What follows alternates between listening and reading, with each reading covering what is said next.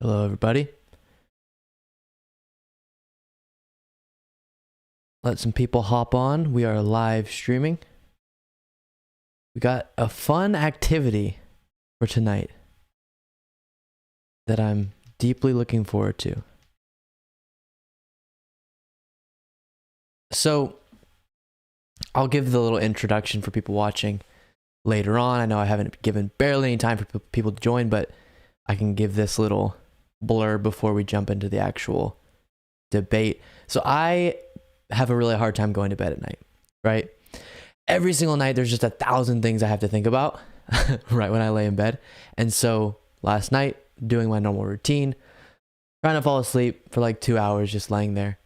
And somewhere in there, the 2020 first presidential debate between Donald Trump and Joe Biden just started replaying in my head. I just started remembering all those crazy moments from it and how Trump was just screaming throughout it. And, I kind of wanted to watch it again. And so I whipped out my phone and I was about to start watching it. Then I had two thoughts. The first was probably not going to help me get to sleep.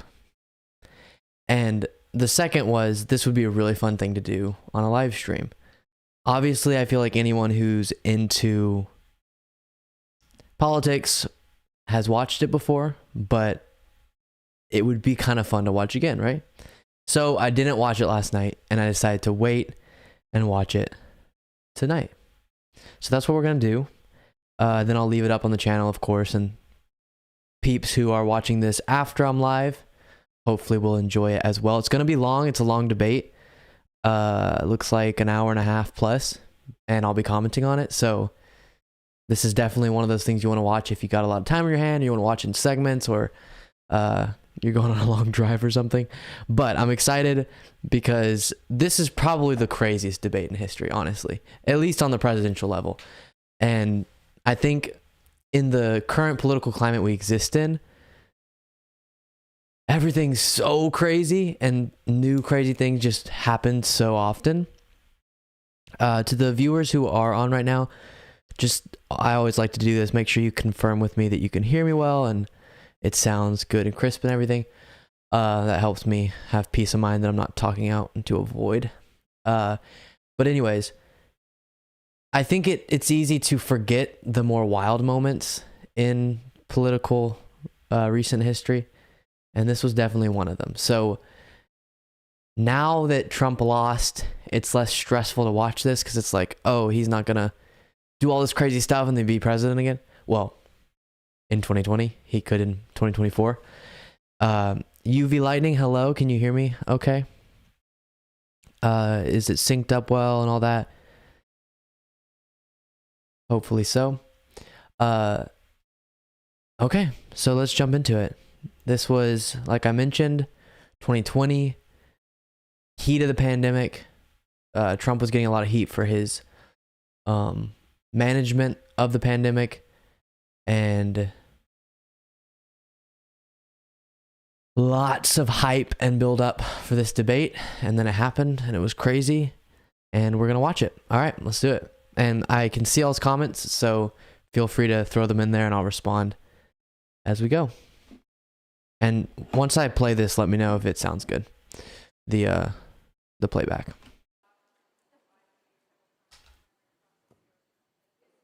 Here we go. What's his face? George, not something Wallace.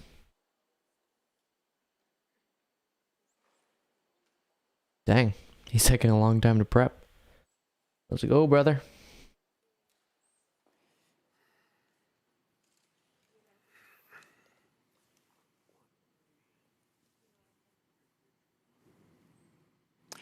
Good evening from the Health Education Campus of Case Western Reserve University and the Cleveland Clinic. I'm Chris Wallace of Fox News, and I welcome you to the first of the 2020 presidential debates between President Donald J. Trump and former Vice President Joe Biden. This debate is sponsored by the Commission on Presidential Debates. The commission has designed the format, 6 roughly 15-minute segments, with 2-minute answers from each candidate to the first question, then open discussion for the rest of each segment. Both campaigns have agreed to these rules. While he's going, I just dropped a new video, so go check it out. It was me reviewing Biden's State of the Union. Lots of thoughts, some good, some bad. So if you haven't watched it yet, definitely go do so. Not now. Watch this first, then go do that. Clinic, which is serving as the health security advisor to the commission for all 4 debates. As a precaution, both campaigns have agreed the candidates will not shake hands at the beginning of tonight's debate. Oh, The audience.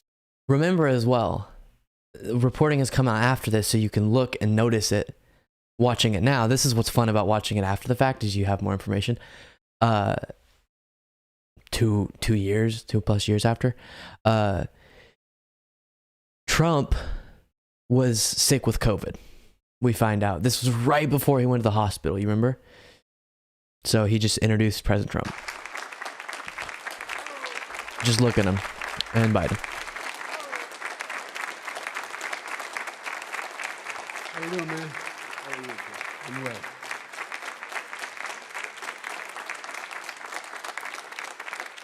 Gentlemen, a lot of people have been waiting for this night, so let's get going. Our first subject is the Supreme Court. President Trump, you nominated Amy Coney Barrett over the weekend to succeed the late Ruth Bader Ginsburg on the court. You say the Constitution is clear about your obligation and the Senate's to consider a nominee to the court. Vice President Biden, you say that this is an effort by the president and Republicans to jam through an appointment and what you call an abuse of power. My first question to both of you Empathy, tonight, you're totally why are right. you right in the argument you make and your opponent wrong? And where do you think a Justice Barrett would take the court? President Trump, in this first segment, you go first, 2 minutes. Thank you very much, Chris. I will tell you very simply, we won the election. Elections have consequences.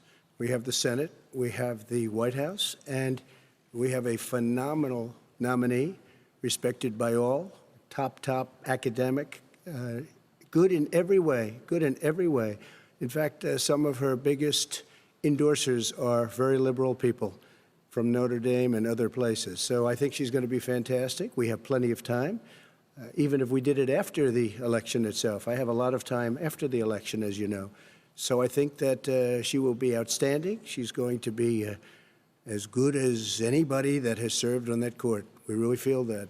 We have a professor at Notre Dame, highly respected by all, said she's the single greatest student he's ever had. He's been a professor for a long time at a great school. And we won the election, and therefore we have the right to choose her.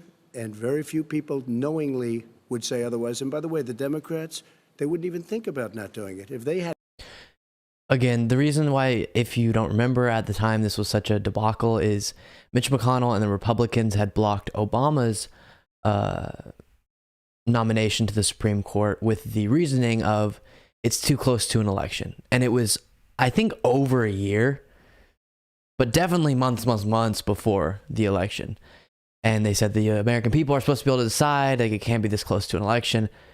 And then at this point in time, Trump nominated Amy Coney Barrett when there was already, or she ended up getting confirmed when there was already millions of votes cast, early votes, in the 2020 election. And so the hypocrisy was crazy. Yeah, it definitely was. It wasn't surprising, though. And, you know, it is what it is. The only difference is they try and do it faster. There's no way they would give it up. They had Merrick Garland, but the problem is they didn't have the election. So they were stopped. And probably that would happen in reverse also. Definitely would happen. Empathy said, would love to see that list of liberal legal experts who backed Barrett's nomination. Yeah, exactly. In reverse. So we won the election, and we have the right to do it, Chris. President Trump, thank you. Same question to you, Vice President Biden. You have 2 minutes.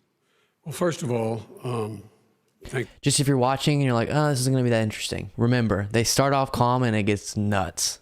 thank you for doing this and looking forward to this, Mr. President. Thank you, Joe. The American people have a right to have a say in who the Supreme Court nominee is. And that say occurs when they vote for United States senators and when they vote for the President of the United States. Just so you know, my actual thoughts on this, I do think the hypocrisy was so annoying. It just perfectly exemplifies the deepest level of distaste a lot of these elected Republicans have for any set of principles, because they don't hold themselves to any consistent principles. But I actually don't think that it's like the American people should have a say. Yeah, they did have a say. They gave you 4 years.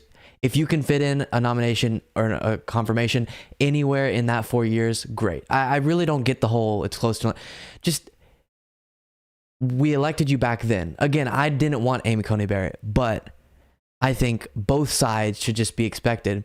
If they can fit in the time they have, even if it's really close to an election, a person they prefer, then like that's fine. That's totally within their power. I don't get the whole like you're no longer allowed to make laws or do any of these powers that are given to you when an election is kind of around the corner. Elections are always around the corner.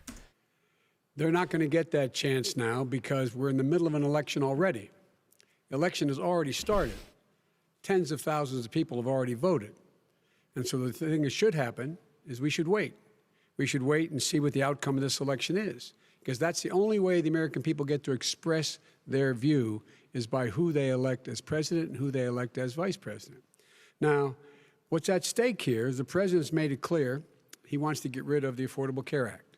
He's been running on that, he ran on that, and he's been governing on that. He's in the Supreme Court right now trying to get rid of the Affordable Care Act, which will strip 20 million people from having insurance, health insurance now, if it goes into court. And the justice, and I'm not opposed to the justice, she seems like a very fine person. But she's written before she went on the bench, which is her right, that she thinks that the Affordable Care Act is not constitutional. The other thing that's on the court, and if it's struck down, what happens? Women's rights are fundamentally changed. Once again, a woman could be pay more money because she has a pre-existing condition of pregnancy. They were able to charge a woman more for the same exact procedure a man did. I'm sorry, I'm going to try to not pause this so often, but two things. First, super smart to try to make it about an issue, not just vaguely the Supreme Court. Remind people, this is what this means. He's going to put someone on the Supreme Court that doesn't think the Affordable Care Act that benefits your life should, be allowed to be a law. Second thing, if he would just, like, every time he pauses or stutters or something, like, let that stutter or pause or, trying to think of a word happen, but not on his face, I don't think people would notice so much. It's that every time that he's thinking of a word, he like squints really hard. It makes you get uptight. Oh God, he can't think of what he's trying to say. But the pauses he makes aren't that terrible. I mean, everyone has to pause to think of words. And that ended when we, in fact, passed the Affordable Care Act. And there's 100 million people who have pre-existing conditions, and they'll be taken away as well. Those pre-existing conditions, the insurance companies are going to love this. And so it's just not appropriate to do this before this election. If he wins the election and the Senate is Democrat or Republican, then he goes forward. If not, we should wait until February. All right. There aren't 100 million people with pre-existing conditions. As far as a say is concerned, the people already had their say. Okay, Justice Ginsburg said very powerfully, very strongly, at some point, 10 years ago or so, she said a president and the Senate is elected for a period of time, but a president's elected for 4 years. We're not elected for 3 years. I'm not elected for 3 years. So we have the Senate, we have a Again, president. that's kind of true. During that period of time, we have an opening. I'm not elected for 3 years. I'm elected for 4 years. And the 100 million people, Joe, the 100 million people is totally wrong. I don't know where you got that number. The bigger problem that you have is that you're going to extinguish 180 million people with their private health care that they're very happy with. That's simply not true. Well, you're certainly going to socialist. You're going to socialist medicine. We're now into, gentlemen, we're now into open discussion. Open discussion. Open discussion. Yes, I agree. Go ahead, Vice President. Number one, he knows that what I proposed is that we expand Obamacare and we increase it. We do not wipe any. And one of the big debates we had with 23. It cracks me up when people say, they're going to kick you off of your private healthcare plan that you love so much. I remember watching a debate one time with my dad. It was a Democratic debate. And I'm pretty sure Pete Buttigieg said that. He was like, I just don't want to kick people off of their plans that they love so much. Because he was advocating for like Medicare for all, for anyone who wants it. And my dad shouted out, he was like, nobody likes their healthcare plan. Everyone's being gouged and they know it. And it's a great point. If you offer something that was still giving them the coverage they needed, but actually affordable, everyone would be fine giving up their private healthcare plan. It's just a dumb talking point. Of my colleagues trying to win the nomination that I won were saying that Biden wanted to allow people to have private insurance still. They can. They do. They will under my proposal. It's not what you've said, But and it's not what your party has said. That is simply your party a lie. doesn't say it. Your party wants to go socialist. My medicine party is me. and socialist right healthcare. now. I am, and the they're going to Democratic dominate Party. you, Joe. You know that. I am the Democratic Party right now. The platform of the Not according Democratic to Party Harris. is what I, in fact, approved of. What I approved of. Now, here's the deal. The deal is that it's going to wipe out pre-existing conditions. And by the way, the 200,000 people that have died on his watch, how many of those have survived? Well, there's 7 million.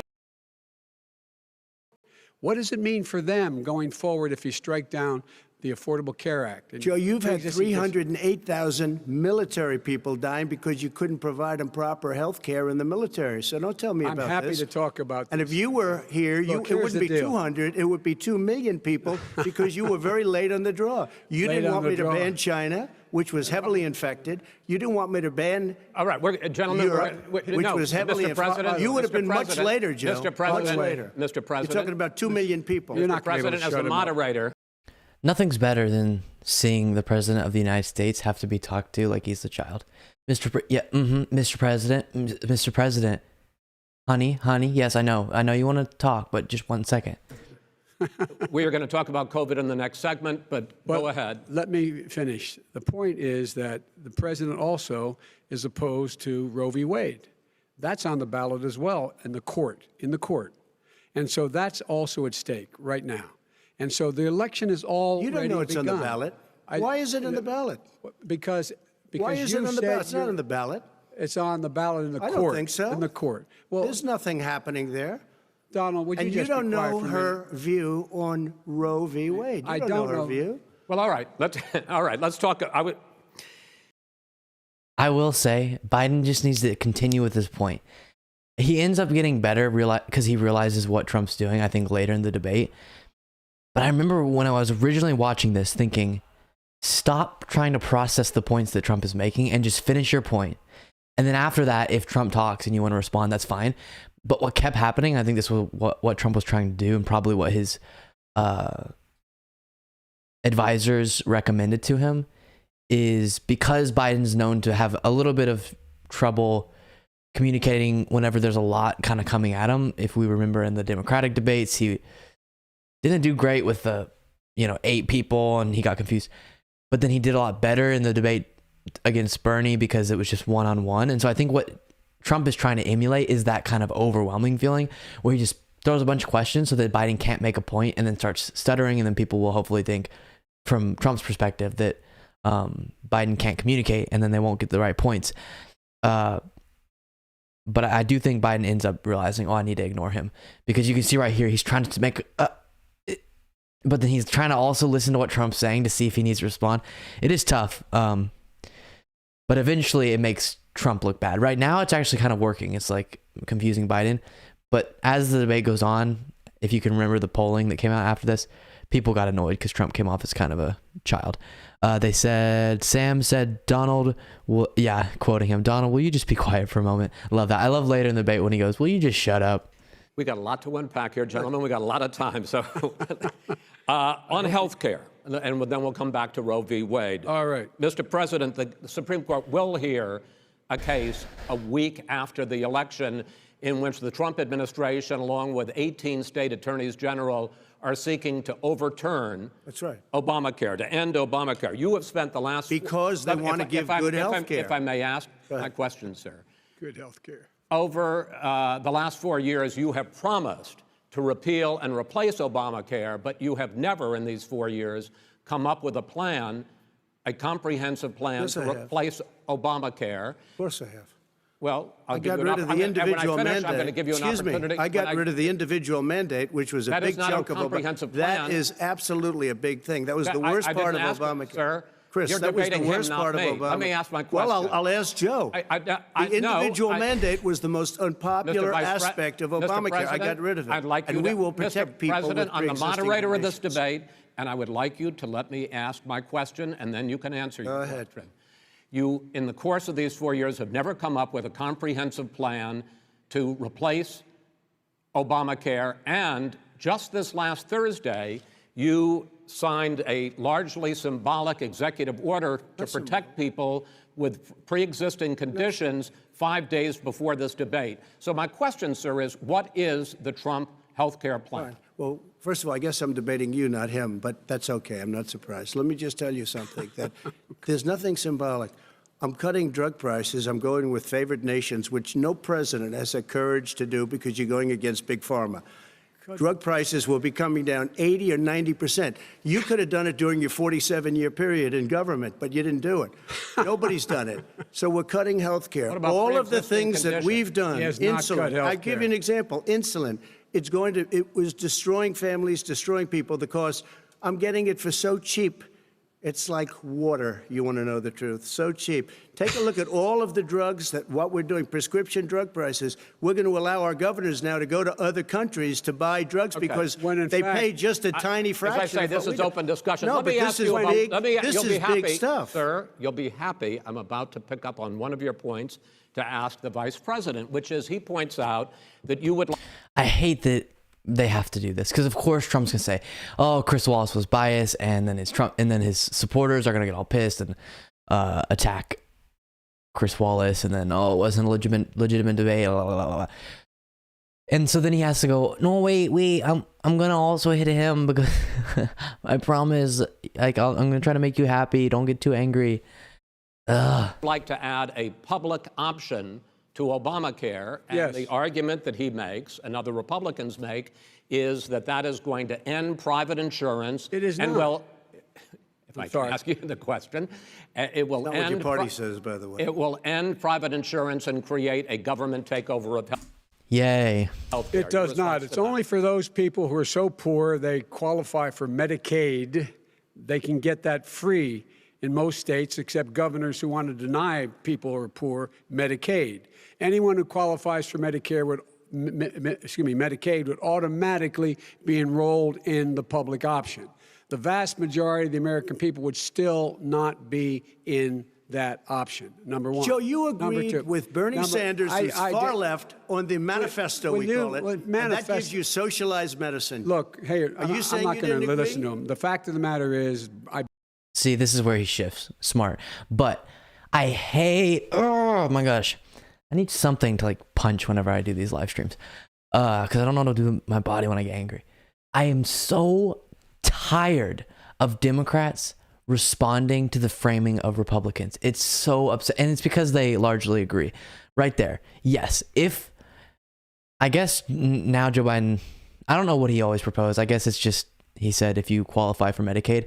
I thought he was saying you could just buy into a public option, but I guess not everyone could. Okay. So if that's the case, okay. My point is they spend so much time trying to convince the right that they're not going towards socialized medicine. When you poll people though, even if you call it a government takeover of healthcare or socialized medicine, people still are overwhelmingly in favor of it. And so what they successfully do is Trump goes, "Oh, but you agree with this far left thing and you agree with this." And then Biden has to spend all this time explaining, "No, wait, I'm actually not far left. I'm not a socialist. And I don't support like Medicare for all." And the only things that does is confuse people on what he does stand for. But then also, and what I mean by that is for him to lean in and be like, I don't care what you want to call it. I am going to give people healthcare who can't afford it. People are like, okay, that sounds good. But when you go, no, we're only going to give it to then, and he's saying all the specifics to try to convince people that he's not a socialist. But what he ends up doing is making his whole plan sound way less intriguing to the average viewer. And we spend all this time trying to convince Republicans that we aren't socialists when it doesn't matter. They called Obama socialist. They'll call Biden. And if anyone knows anything about socialism, they know Obama and Biden are not socialists. I beat Bernie Sanders. Not by much. I beat him a whole hell of a lot. I'm here standing facing you, old buddy. Pocahontas would have left 2 days early. You would have lost every primary. All he knows how to on do Super is hurt. Tuesday. You got very lucky. Here's the deal. I got very lucky. I'm going to get very lucky tonight as well. And tonight I'm going to make sure, because here's the deal. Here's the deal. The fact is that everything he's saying so far is simply a lie. I'm not here to call out his lies. Everybody knows he's a liar. But you I just want to make sure. Joe, you're the liar. I want to make sure. Graduated last in your class, not first in your class. I want to make Mr. sure. President, can you let him finish, sir? No, he doesn't know how to do that. He has, You'd be surprised. You pick You'd be surprised. the Go ahead, wrong Joe. guy, the wrong Talk, night Joe. at the wrong time. Listen, you agreed with Here's the Bernie deal. Sanders to the The manifesto. whole idea. Let him. Disavowing. There is no manifesto, number one. Please let him speak, Mr. Number President. two. You just lost the left. Number two. You just lost the left. You agreed with Bernie Sanders on a plan Folks, that's absolutely agreed folks, do you have to, any and under that idea plan, what you this have clown's socialized, doing? They call it Mr. you Mr. have any President. socialized medicine. Mr. I President. tell you Yeah, what, socialized medicine is awesome. He is not for any help for people needing health care. Because he, in fact, already. This is the better response. I know my little blurb there a second ago is not the most effectively delivered.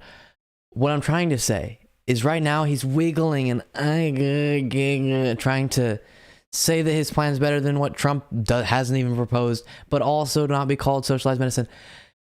Just go, listen, no, I'm not listening to him. Listen to me right now if you're a viewer. I want to give you this, and let me explain what my plan is. My plan is if you can't afford healthcare, you're going to get it. Obviously, if it was me up there, I would say everybody will get healthcare under a Medicare for all system.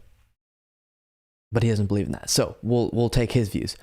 I'm going to give you healthcare if you can't afford it, or if you are in the poorest rung of our economic ladder, you will get healthcare provided by the government. And that's what I stand for. He wants to tear away your government, privatize it all. He did his best. He was unsuccessful, but did his best to dismantle Obamacare. We want to expand on Obamacare and give more of you healthcare when he wants to take it away. Just don't spend so much time trying to convince people that you're not for this. Just tell them what you're for. And if Trump, he's going to scream that you're a socialist. It doesn't matter. You're not going to convince Trump that you're not a socialist, but you can convince the American people one of two things, or both, that your plan's better. You have to convince them that. And whatever they're calling it, even if it's socialism, maybe it's not that scary. Of course, we already have socialism, what they consider to be socialism, which is pretty much just the government doing anything in so many sectors. We have socialized law enforcement. That's not privatized, right? If you call anything that's publicly funded socialism, then the Republicans are in favor of that too. And that's when you scream back at them. Sorry, I was reading a couple comments. I'm going to read those in a second. Lost my train of thought, but darn. Okay, I'll read the comments. Jared said, "Yo, finally able to start listening as I drive home."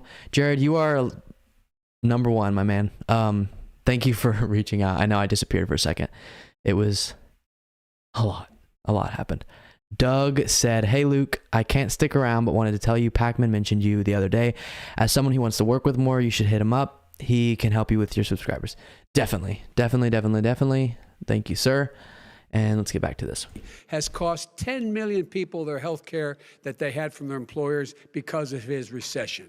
Number one. Number two, there are 20 million people getting health care through Obamacare now that he wants to take it away. He won't ever look you in the eye and say that's what he wants to do. Take it away. Oh yeah, throw it back at him and say, you keep calling me saying that I want socialized medicine because I want the government to step in when it comes to health insurance and healthcare coverage. So I want to ask you, Trump. No, I know you're screaming at me. I want to ask you, Trump. Do you want to take away Social Security and Medicare? Because those are just as socialist as what I'm proposing. No, answer it. Do you want to take it? Donald Trump wants to take away your Medicare, and just flip it. The right does such a good job of attacking the left, even when it's dishonest. The left doesn't want to attack the right or say general things, you know. But if you always flipped it back around, okay, Donald, I don't care what you call it. You're saying it. I'm proposing something that is actually less government involved than things we already have, such as Medicare. So speak to the American people right now and admit you don't want Medicare, because those are things that nobody can be caught saying they're not supportive of because they're so popular, which is exactly what would happen if we got Medicare for All passed. It would be so popular. I'm trying to fit in a lot. Sorry. It'd be so popular that even Republicans very quickly after it was passed would have to pretend that they support it. No, I want to give them better health care at a much lower price because and by the way, he Obamacare doesn't is know no how. good. He doesn't know how I've to do already that. fixed it. He has never I've offered already a plan. fixed it to an extent. He has never done a as you single might thing. know, but probably don't. Gentlemen, you realize is no if you're good, both Joe. speaking at the It's same no good, time, and it's too expensive. let the president go ahead, sir. Obamacare is no good. We made it better, and I had a choice to make very early on. We took away the individual mandate. We guarantee pre-existing conditions, but took away the individual mandate. Listen, this is the way it is. And that destroyed, that they shouldn't even call it Obamacare. Then I had a choice to make. Do I let my people run it really well or badly? Yeah. If I run it badly, they'll probably blame him, but they'll blame me. But more importantly, I want to help people, okay?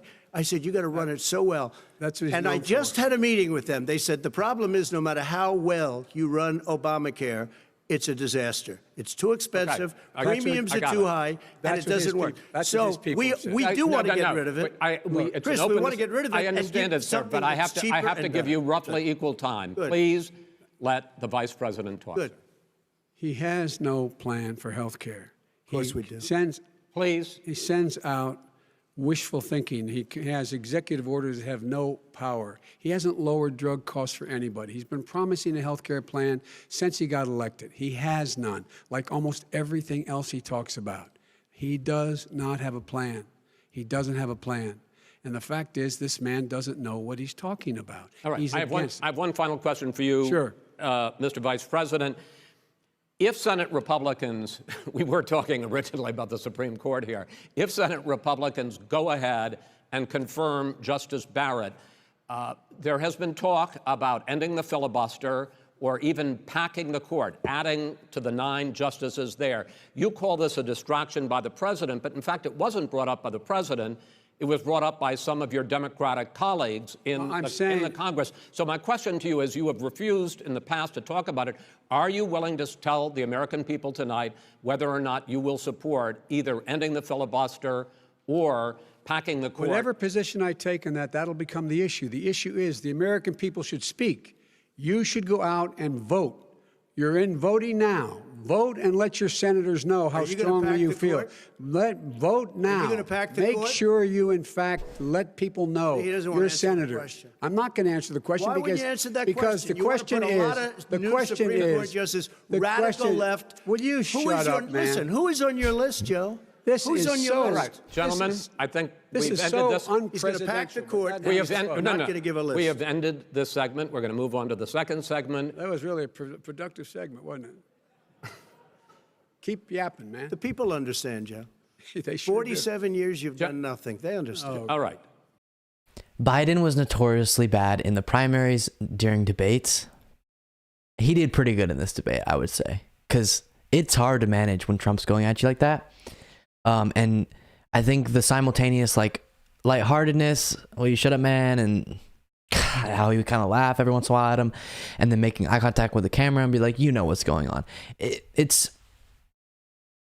He could have done a lot better. I just laid out a thing on the last topic that I think he could have done better. But overall, I think he's doing pretty well. Because really his goal should have been, I think it was in this debate, to come off as more presidential and someone who could manage this crisis as an adult, right? And juxtapose that to Trump.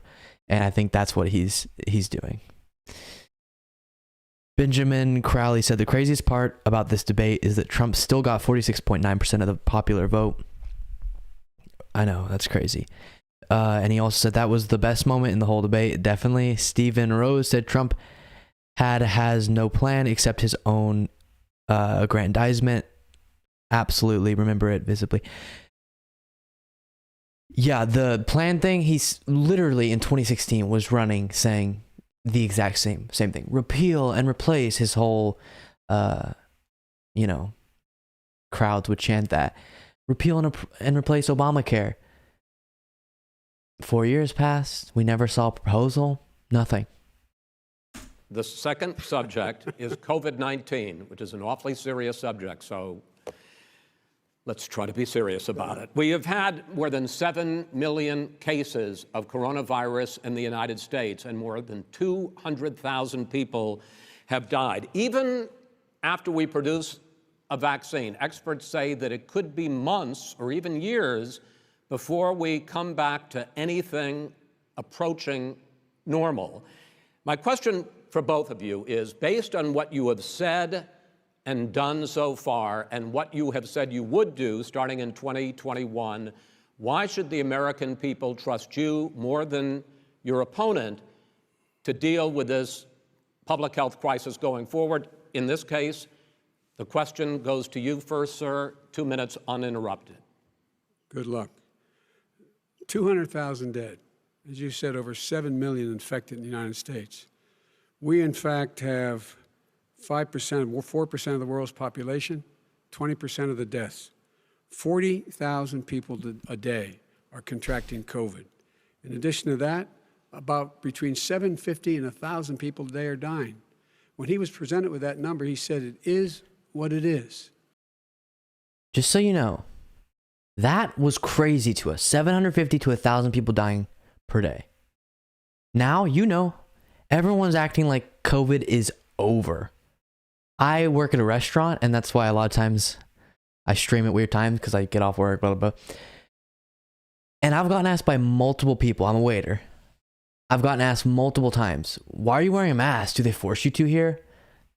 And I was like, I just wear a mask because it protects you. I'm interacting with hundreds of customers. I don't want to breathe all over them in case I have it. Multiple people have asked me that. Why are you wearing a mask? COVID's over. And in this, he's saying 750 to 1,000 people are dying. You know how many people we have dying still? 13 to 1,500 per day are still dying in the United States right now. It is looking like it's decreasing. Good. And I don't think, it's completely wrong for us to start figuring out how we're going to live with it and stuff. But the way that people are acting like there's just no more loss of life and this isn't affecting anybody is under my skin. And wearing a mask is so easy. Just, okay. Well, it is. And getting vaccinated. You are who you are. Oops. That's why it is. The president has no plan. He hasn't laid out anything. He knew all the way back in February how serious this crisis was. He knew it was a deadly disease. What did he do? He's on tape as acknowledging he knew it. He said he didn't tell us or give people a warning of it because he didn't want to panic the American people. You don't panic. He panicked. In addition to that, what did he do? He went in and we were insisting that the people we had on the ground in China should be able to go to Wuhan and determine for themselves how dangerous this was. He did not even ask Xi to do that. Benjamin said hospitals are still completely full of COVID cases. Exactly. Told us what a great job Xi was doing. Wrong. He said we owe him a debt of gratitude for being so transparent with us. And what did he do then? He then did nothing. He waited and waited and waited. He still doesn't have a plan. Wrong. I laid out Sir, back in March exactly what we should be doing. It's so I laid out again in July what we should be doing. We should be providing all the protective gear possible. We should be providing the money the House has passed in order to be able to go out and get people the help they need to keep their businesses open schools that cost a lot of money. You should get out of your bunker and get out of the sand trap and get in your golf course and go in the Oval Office and bring together the Democrats. I like the sassiness of that, but we could have delivered that a little better. Clearly that was pre-written and he was waiting to fit it in, and a little stumbly. Democrats and Republicans, and fund what needs to be done now to save lives. So if we would have listened to you. You have 2 minutes, sir. If we would have listened to you, the country would have been left wide open. Millions of people would have died, not 200,000, and one person is too much. It's China's fault. It should have never. Did you hear what he just said? We would have left the country wide open. I thought you were saying he was now, and at this time too, people were saying that Biden would have, been a communist and closed everyone down forever. And happened. They stopped it from going in, but it was China's fault. And by the way, when you talk about numbers, you don't know how many people died in China. You don't know how many people died in Russia. You don't know how many people died in India. They don't exactly give you a straight count, just so you understand.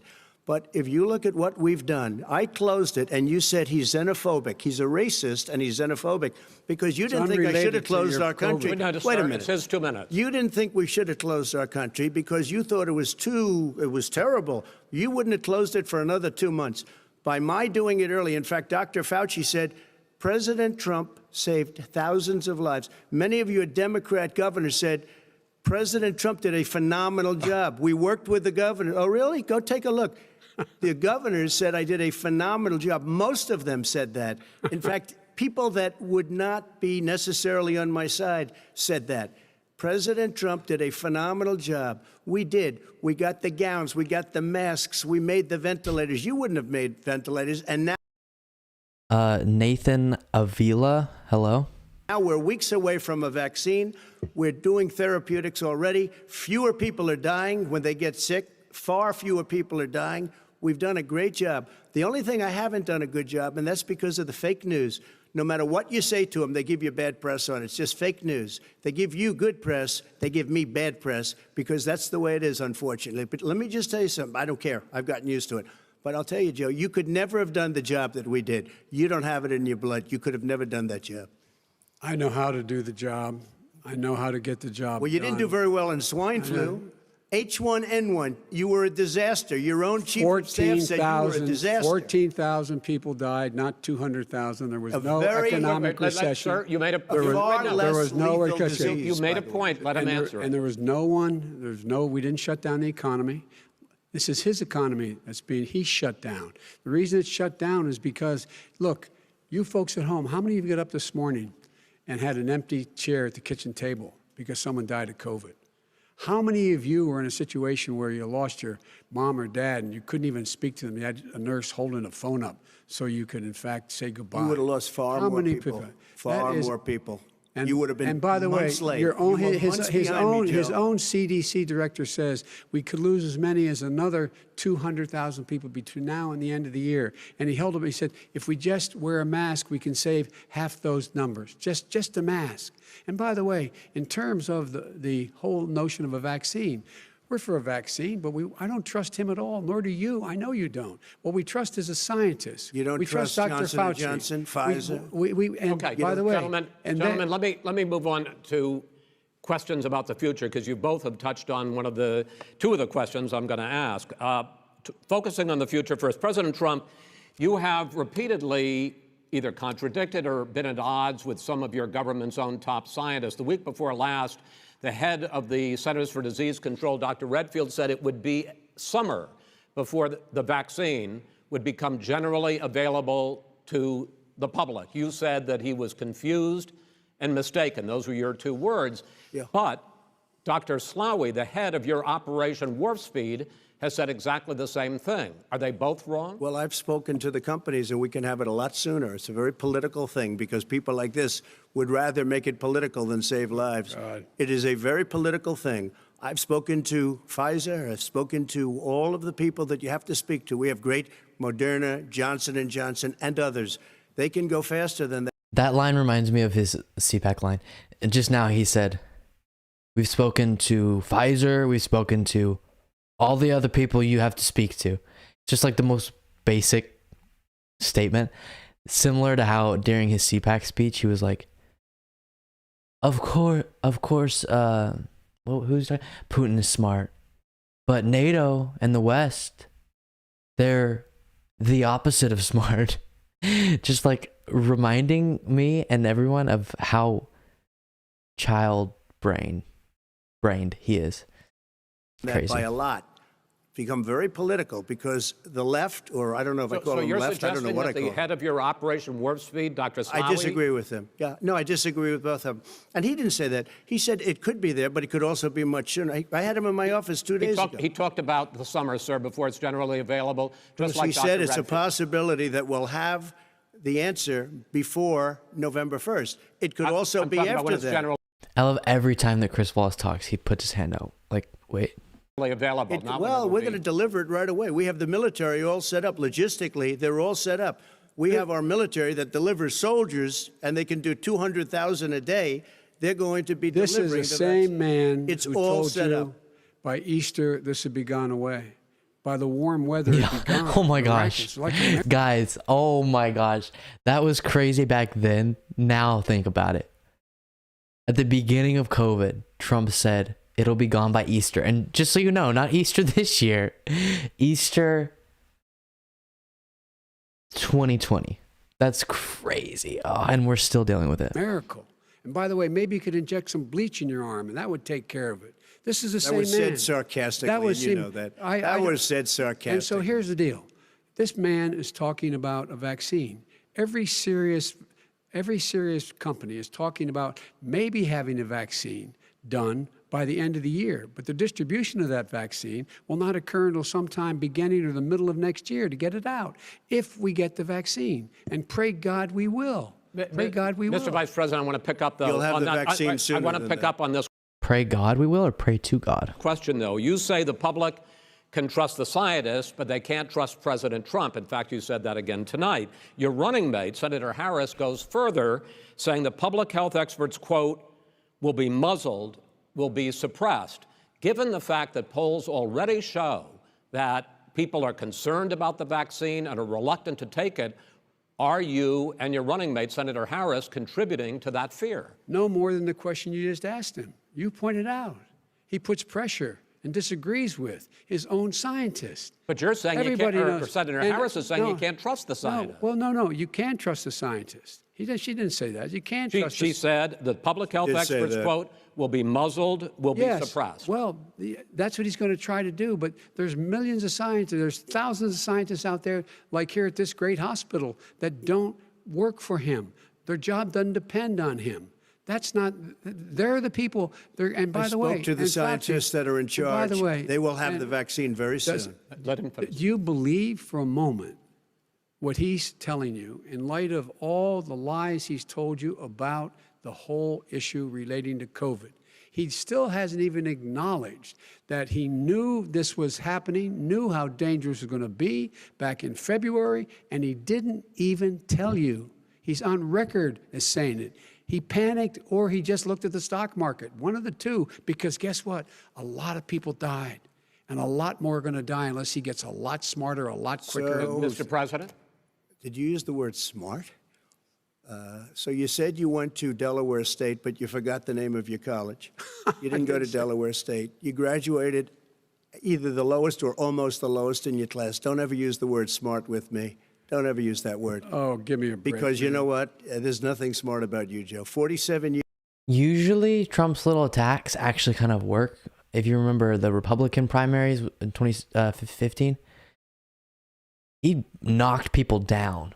But like that, he didn't land the attack. If he could clearly lay out, oh, you lied, because I'm pretty sure Biden lied about, yeah, he did, about where he went or something for a long time, or where he was in his class or something. But he didn't deliver it well. It just came off as like childish. You want to say smart, or you're not smart? Like, years you've done nothing. Let's have this debate. And if you would have had, let me just tell you something, Joe. No, if you would have had the charge of what I was put through. I had to close the greatest economy in the history of our country. And by the way, now it's being built again. See, and it's We're going to going get up to the fast. economy in the next segment, sir. Okay. It's going up fast. Okay. Look forward to talking. When it comes to how the virus has been handled so far, the two of you have taken very different approaches, and this is going to affect how the virus is handled going forward by whichever of you ends up becoming the next president. I want to quickly go through several of those. Reopenings. Vice President Biden, you have been much more reluctant than President Trump about reopening the economy and schools. Why, sir? Because he doesn't have a plan. If I were running, I know what the plan is. You've got to provide these businesses the ability to have the money to be able to reopen with the PPE as well as with the sanitation they need. You have to provide Tell that them to Nancy plastic. Pelosi. Well, he's just shush for a minute. Tell it to Nancy Pelosi. And Schumer, by the Brian way, Chuck. Nancy Pelosi and Schumer, they have a plan. He won't even meet with them. The Republicans won't meet with him in the Senate. And he sits in his golf course. And I mean, literally, think about it. You probably play more than I do, Joe. What about this question of reopenings and the fact? Well, he wants to shut down this country. And I want to keep it open. And we did a great thing by shutting it down. Wait a minute, Joe. Let me shut you down for a second, Joe, just for 1 second. He wants to shut down the country. We just went through it. We had to because we didn't know anything about the disease. Now we found that elderly people with heart problems and diabetes and different problems are very, very vulnerable. We learned a lot. Young children aren't. Even younger people aren't. We've learned a lot. He has COVID right now. Just remember that. But he wants to shut it down. Now we know. More people will be hurt by continuing. If you look at Pennsylvania, if you look at certain states that have been shut down, they have Democrat governors all. One of the reasons they're shut down is because they want to keep it shut down until after the election on November 3rd. I want to move on to another because subject. it's a I want to move political on to another thing. subject. But those states are not doing well that are shut down which is right got now. to respond to that. President Trump, you have begun to increasingly question the effectiveness of masks as a disease preventer. And in fact, recently you have cited the issue of Jared said, since I missed the beginning, why are we rewatching this?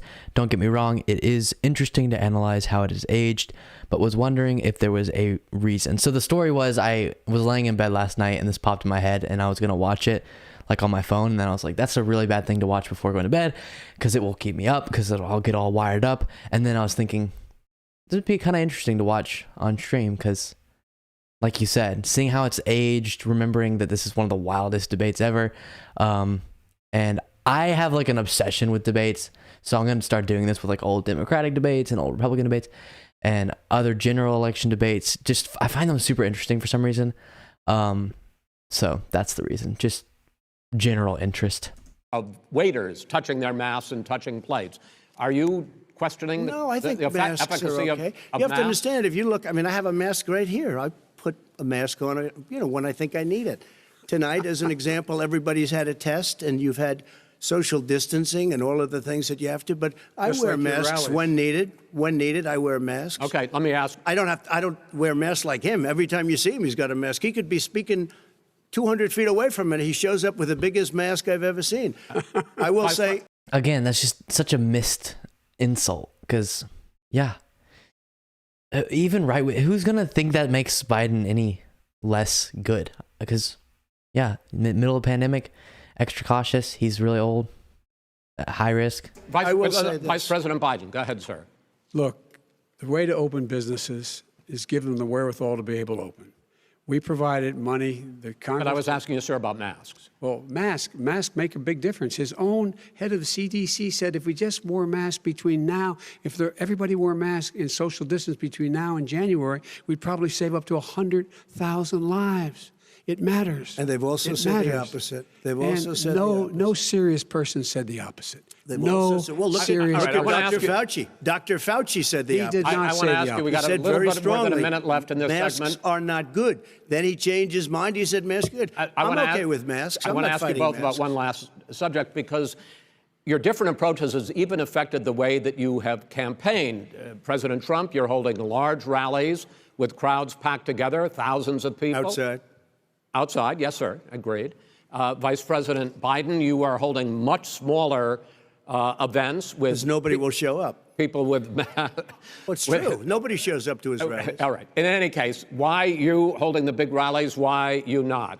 You goes first, sir. Because people want to hear what I have to say. I mean, But are you I've not done a worried great about it job spreading as a disease? president, and I'll have 35,000 people show up at airports. We use airports. Are you and not worried hangars, about and we the have a disease lot of issue, people. sir? Well, so far we have had no problem whatsoever. It's outside. That's a big difference, according to the experts. And we do them outside. We have tremendous crowds, as you see. I mean, and literally on 24 hours' notice. And Joe does the circles and has 3 people someplace. Okay. By the way, did you see one of the last big rallies he had? And a reporter came up to him to ask him a question. He said, no, stand back. Put on your mask. Put on a mask. Have you been tested? I'm way far away from those other people. That's what he said. I can't. I'm going to be okay. He's not worried about you. He's not worried about the people out there breathing in one another. We've had no negative cheek to effect. jowl. No negative effect. That is not true. I'm pretty sure they did contact tracing or tracked the cases spikes in places that he would do rallies, and it was definitely significant. When he would do a rally, then however long it takes to incubate, I think it's usually like for positive cases to be tested, whatever it was, within the next 2 weeks, you would see a spike in that area of cases. Jared said, cool, yeah, wouldn't it be a bad idea to do a Carter-Reagan debate again, since Biden is being compared to Carter with the inflation, which no doubt Republicans spun as being all Carter's fault. That's a great point. We'll do that. I love it. Yeah, I've probably watched every debate in the last, since Reagan, probably. So since those debates. But I also watched the JFK ones. But I love them. That's what I do. People say, hey, you play video games? What shows you watch? I watch some Netflix shows, but pretty much my hobby is like watching political content of all kinds. So I've watched all these random debates. So I'd love to do that with y'all. No negative effect. And we've had 35,000, 40,000 people at these rallies. Just quickly finish up because I want to move on to our next. Yes, I would. He's been totally irresponsible the way in which he has handled the social distancing and people wearing masks, basically encouraged them not to. All right. He's a fool on this. If you could get the crowds, you would have done the same thing. But you can't. Nobody cares. Gentlemen, can we move on to the cares. Gentlemen, can we move on to the economy? Yes. The economy is, I think it's fair to say, recovering faster than expected from the shutdown. Much faster. In the second quarter, the unemployment rate fell to 8.4% last month. The Federal Reserve says the hit to growth, which is going to be there, is not going to be nearly as big as they had expected. President Trump, you say we are in a V-shaped recovery. Vice President Biden, you say it's more of a K-shape. What difference does that mean? Yes, Andrew. To the American people in terms of the economy? President Trump, in this segment, you go first. So we built the greatest economy in history. We closed it down because of the China plague. When the plague came in, we closed it down, which was very hard psychologically to do. He didn't think we should close it down, and he was wrong. And again, 2 million people would be dead now instead of still 204,000 people is too much. One person is too much. Should have never happened from China.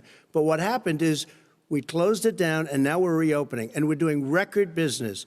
We had 10.4 million people in a 4-month period that we've put back into the workforce. That's a record the likes of which nobody's ever seen before. And he wants to close down he will shut it down again. He will destroy this country. A lot of people, between drugs and alcohol and depression, when you start shutting it down, you take a look at what's happening at some of your Democrat-run states where they have these tough shutdowns. And I'm telling you, it's because they don't want to open it. One of them came out last week. You saw that. Oh, we're going to open up on November 9th. Why November 9th? Because it's after the election. They think they're hurting us by keeping them closed. They're hurting people. People know what to do. They can social distance. They can wash their hands. They can wear masks. They can do whatever they want. But they got to open these states up.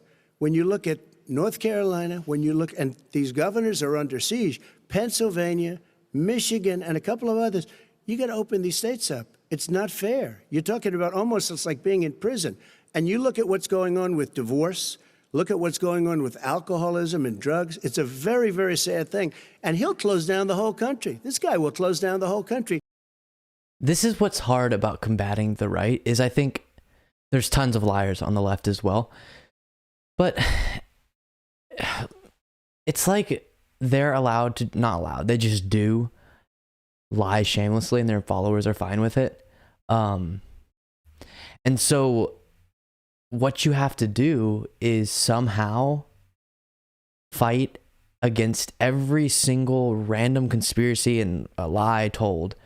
Whereas when me, for example, when I get ready to make a video, pick a topic, right? I research it and then I make sure that all the information I'm using is verified. And I would be devastated if put out a video and realize that some fact that I presented was misrepresented or completely a lie. Like, that would devastate me.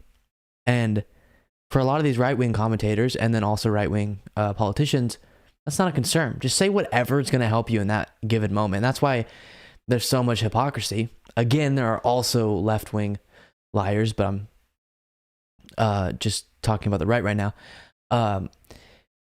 And so it's so difficult because right now Biden has to think up like things. He has to grab things from reality and then form an argument and then throw it at Trump. Trump just gets to go like, what would make Biden look bad?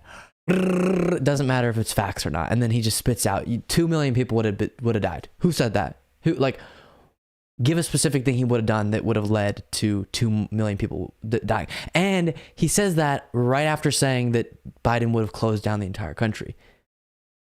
Even if, as me, I don't think we should just close down forever. But if you did that, it would kill the virus. Now, it would also be terrible for the economy and lead to a lot of other terrible harms.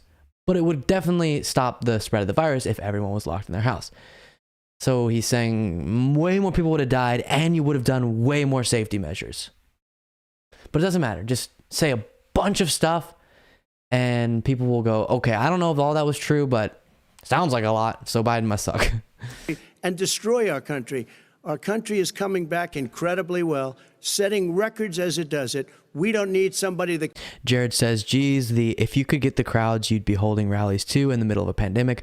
Was such a lame argument, but his base eats it up. 100%. I agree, but Trump can definitely draw larger crowds than Biden. Biden's boring. I think Bernie is a similar level of excitement. Like, Bernie could probably draw the same crowds that Trump could draw. But regardless, it doesn't matter. We were in the middle of, currently, but at this time too, in the middle of a pandemic. Why would you brag about how many people you're smushing together, making a whole petri dish of COVID? Come in and say, let's shut it down. But yeah, his base loves it. Your 2 minutes, sir. We're now moved to you. As I said, posing the question, the president says it's a V-shaped recovery. You say it's a K-shaped recovery. What's the difference? The difference is millionaires and billionaires like him in the middle of the COVID crisis have done very well. Billionaires have made another $300 billion because of his profligate tax proposal, and he only focused on the market.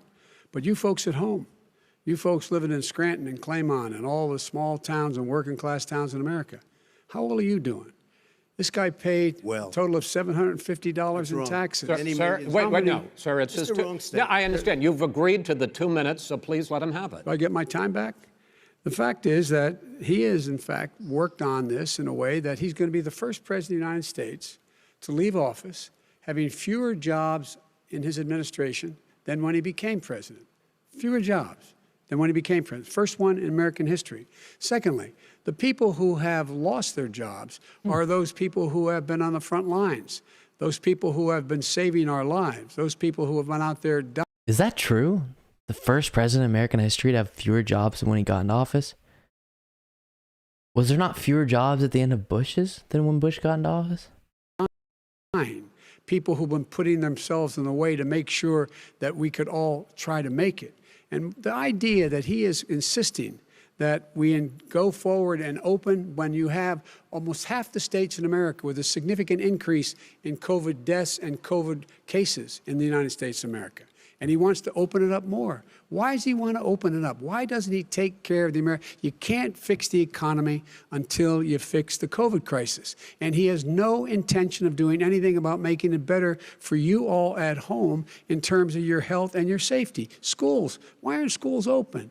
Because it costs a lot of money to open them safely. You know, they were going to give, his administration was going to give the teachers and school students masks. And then they decided, no, couldn't do that because it's not a national emergency, not a national emergency.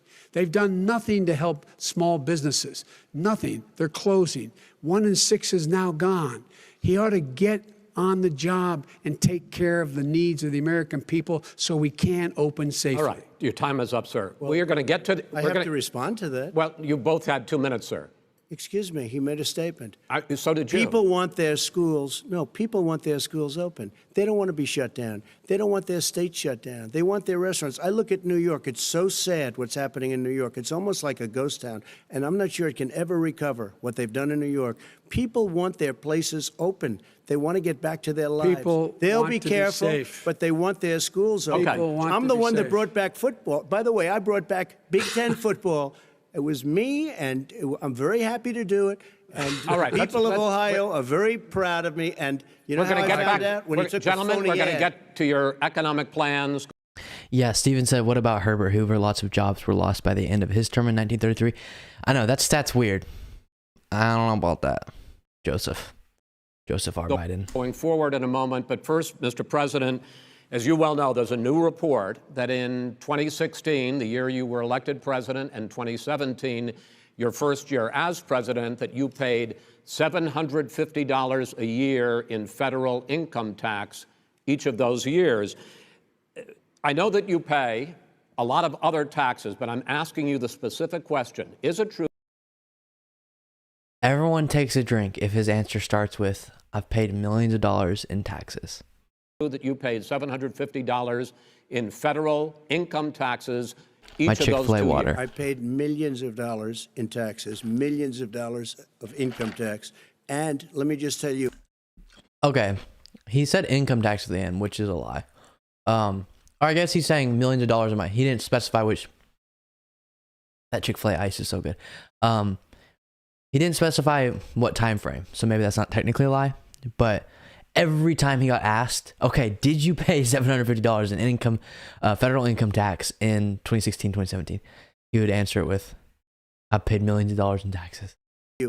There was a story in one of the papers. Show us your tax I paid $38 million one year. I paid $27 million. Show us your tax one year. returns. I went. You'll see it as soon as it's finished. You'll see it. As soon as I'm done with my routine audit.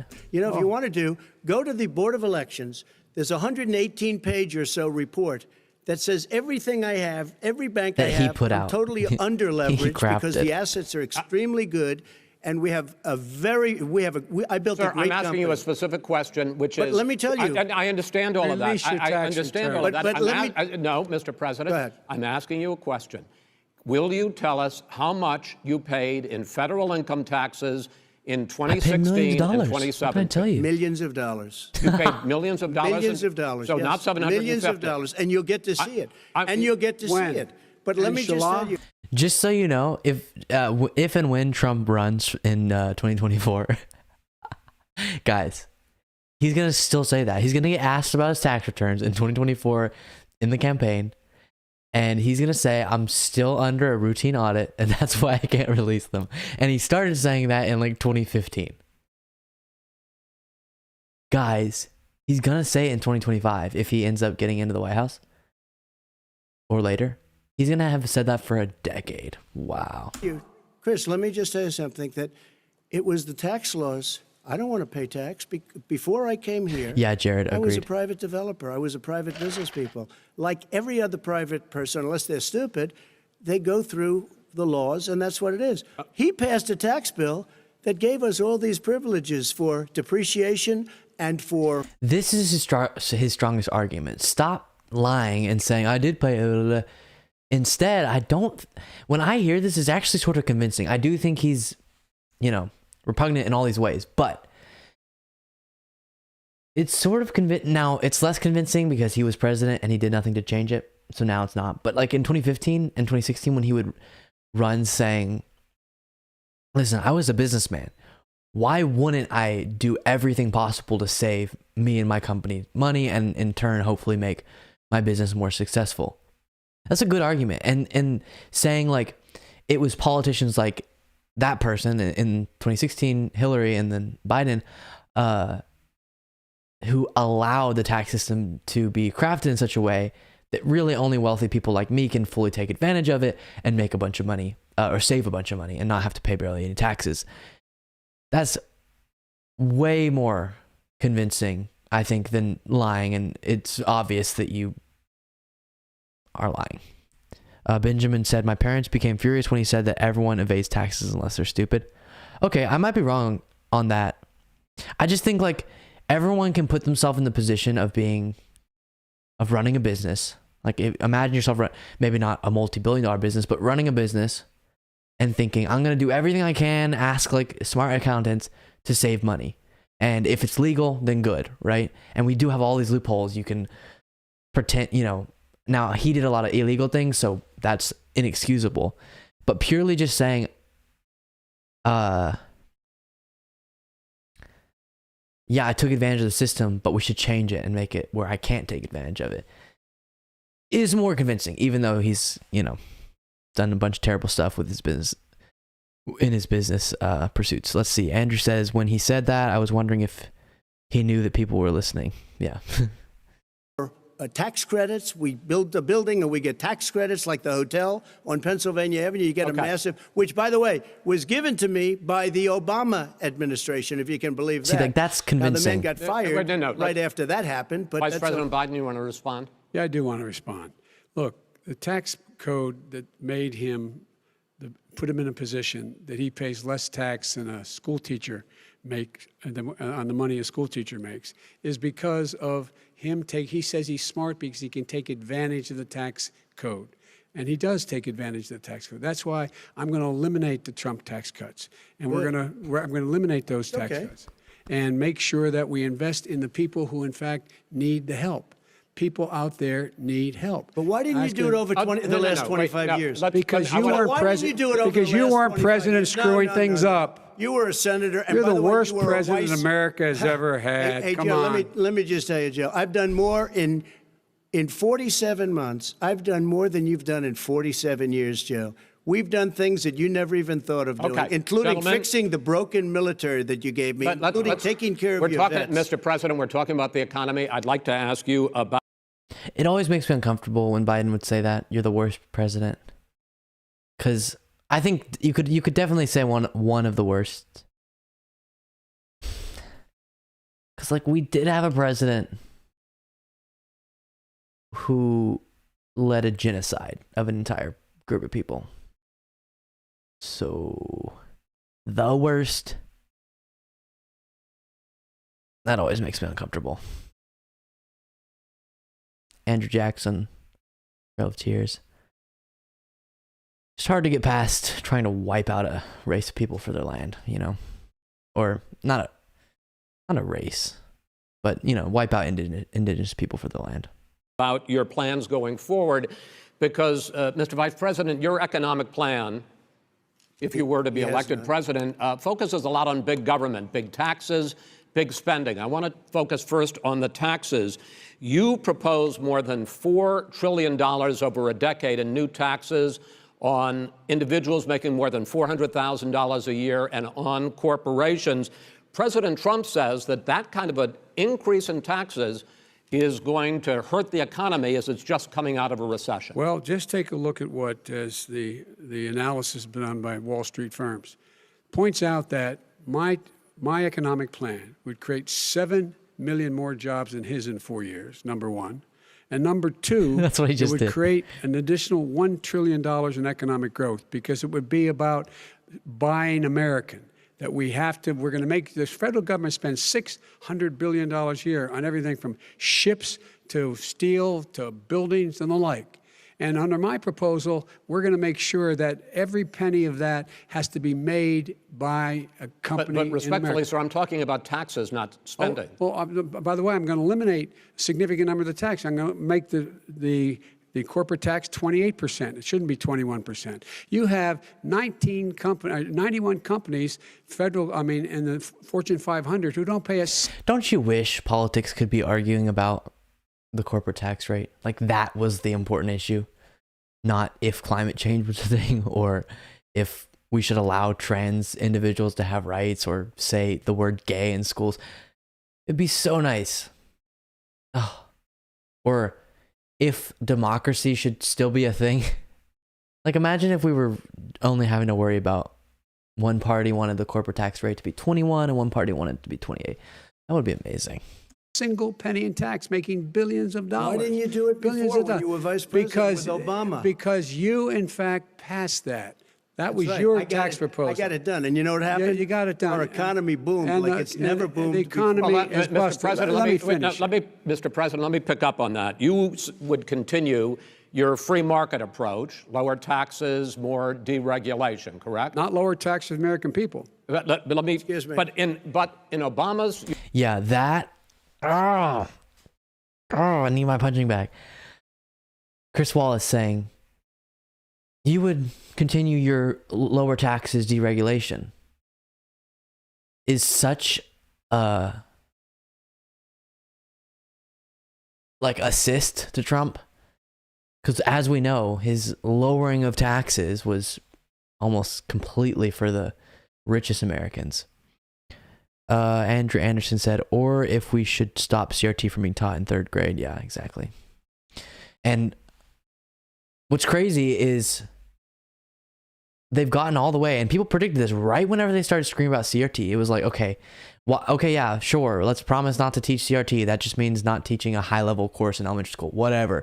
But what people predicted and what you got to look out for is that was just a prerequisite to attach a word to a topic, and that topic was race, and then get deeper and deeper and deeper into what you wanted to not teach. And now they just don't want to even take a side on like the Holocaust and slavery, and don't want to teach about Martin Luther King and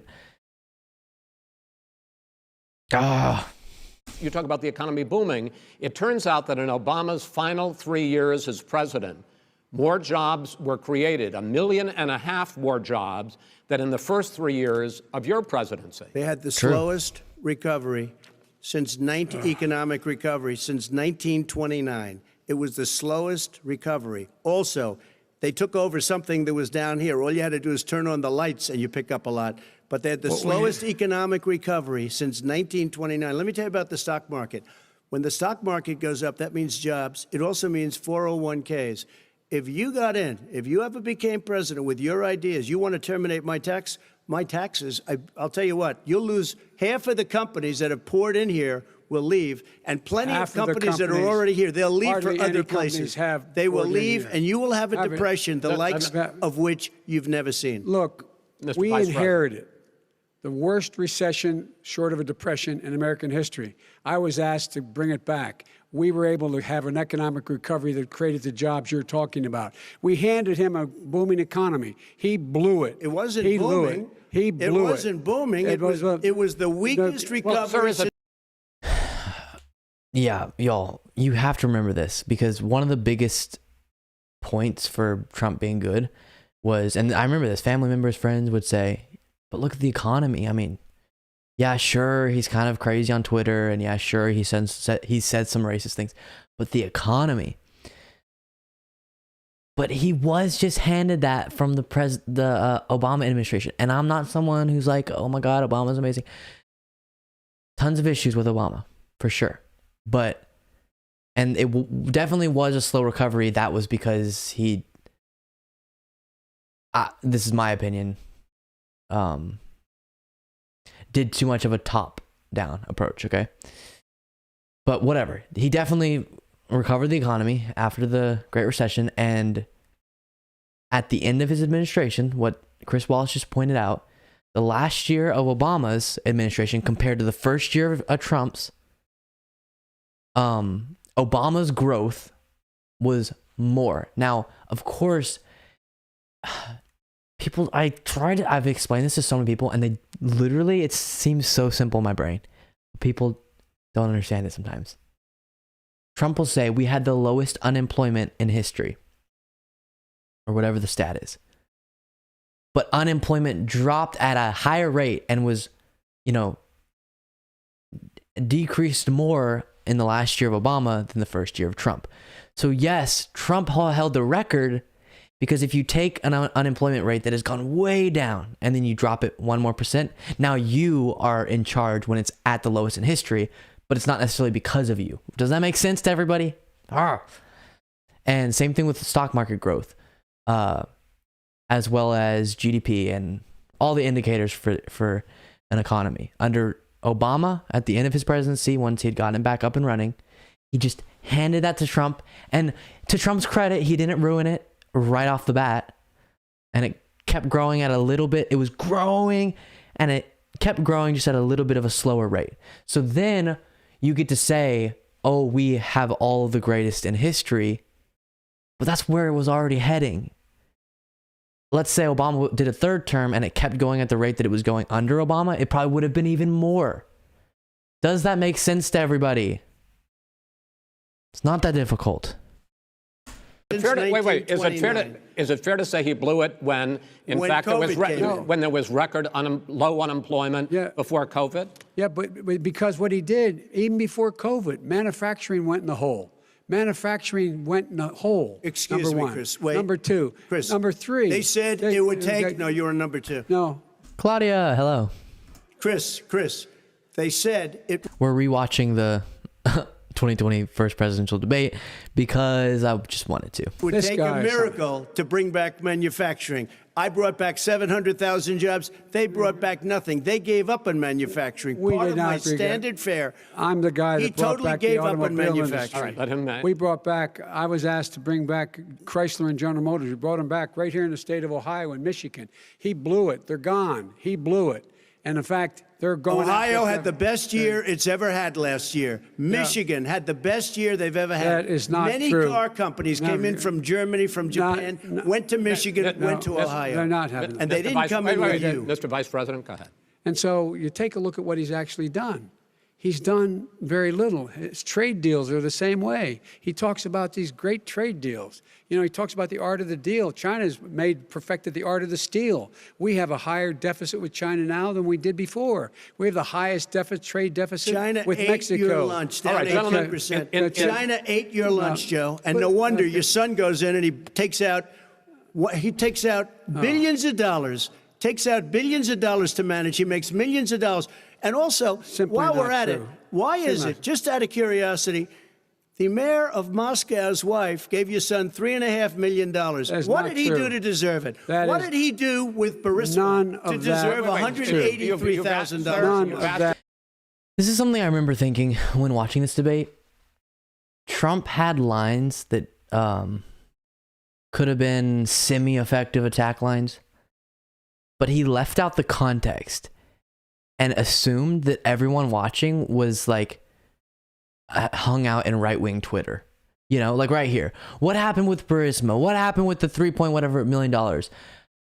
If you're someone who's just an average viewer of cable news, you don't, non-Fox cable news, you don't even know what he's talking about. So it just sounds like a bunch of random things. If you wanted to make this land, you would have to explain what you're trying to say. Listen to me. Biden's son went and got a job he wasn't qualified for and got paid a lot so that they could have influence over Biden when he was vice president. He didn't even clarify that when he was attacking it. And so none of this landed. I'm happy it didn't, obviously, but I'm just saying, and I think a lot of what he's saying is lies, even though there is some weird stuff with Hunter Biden and that job and all that.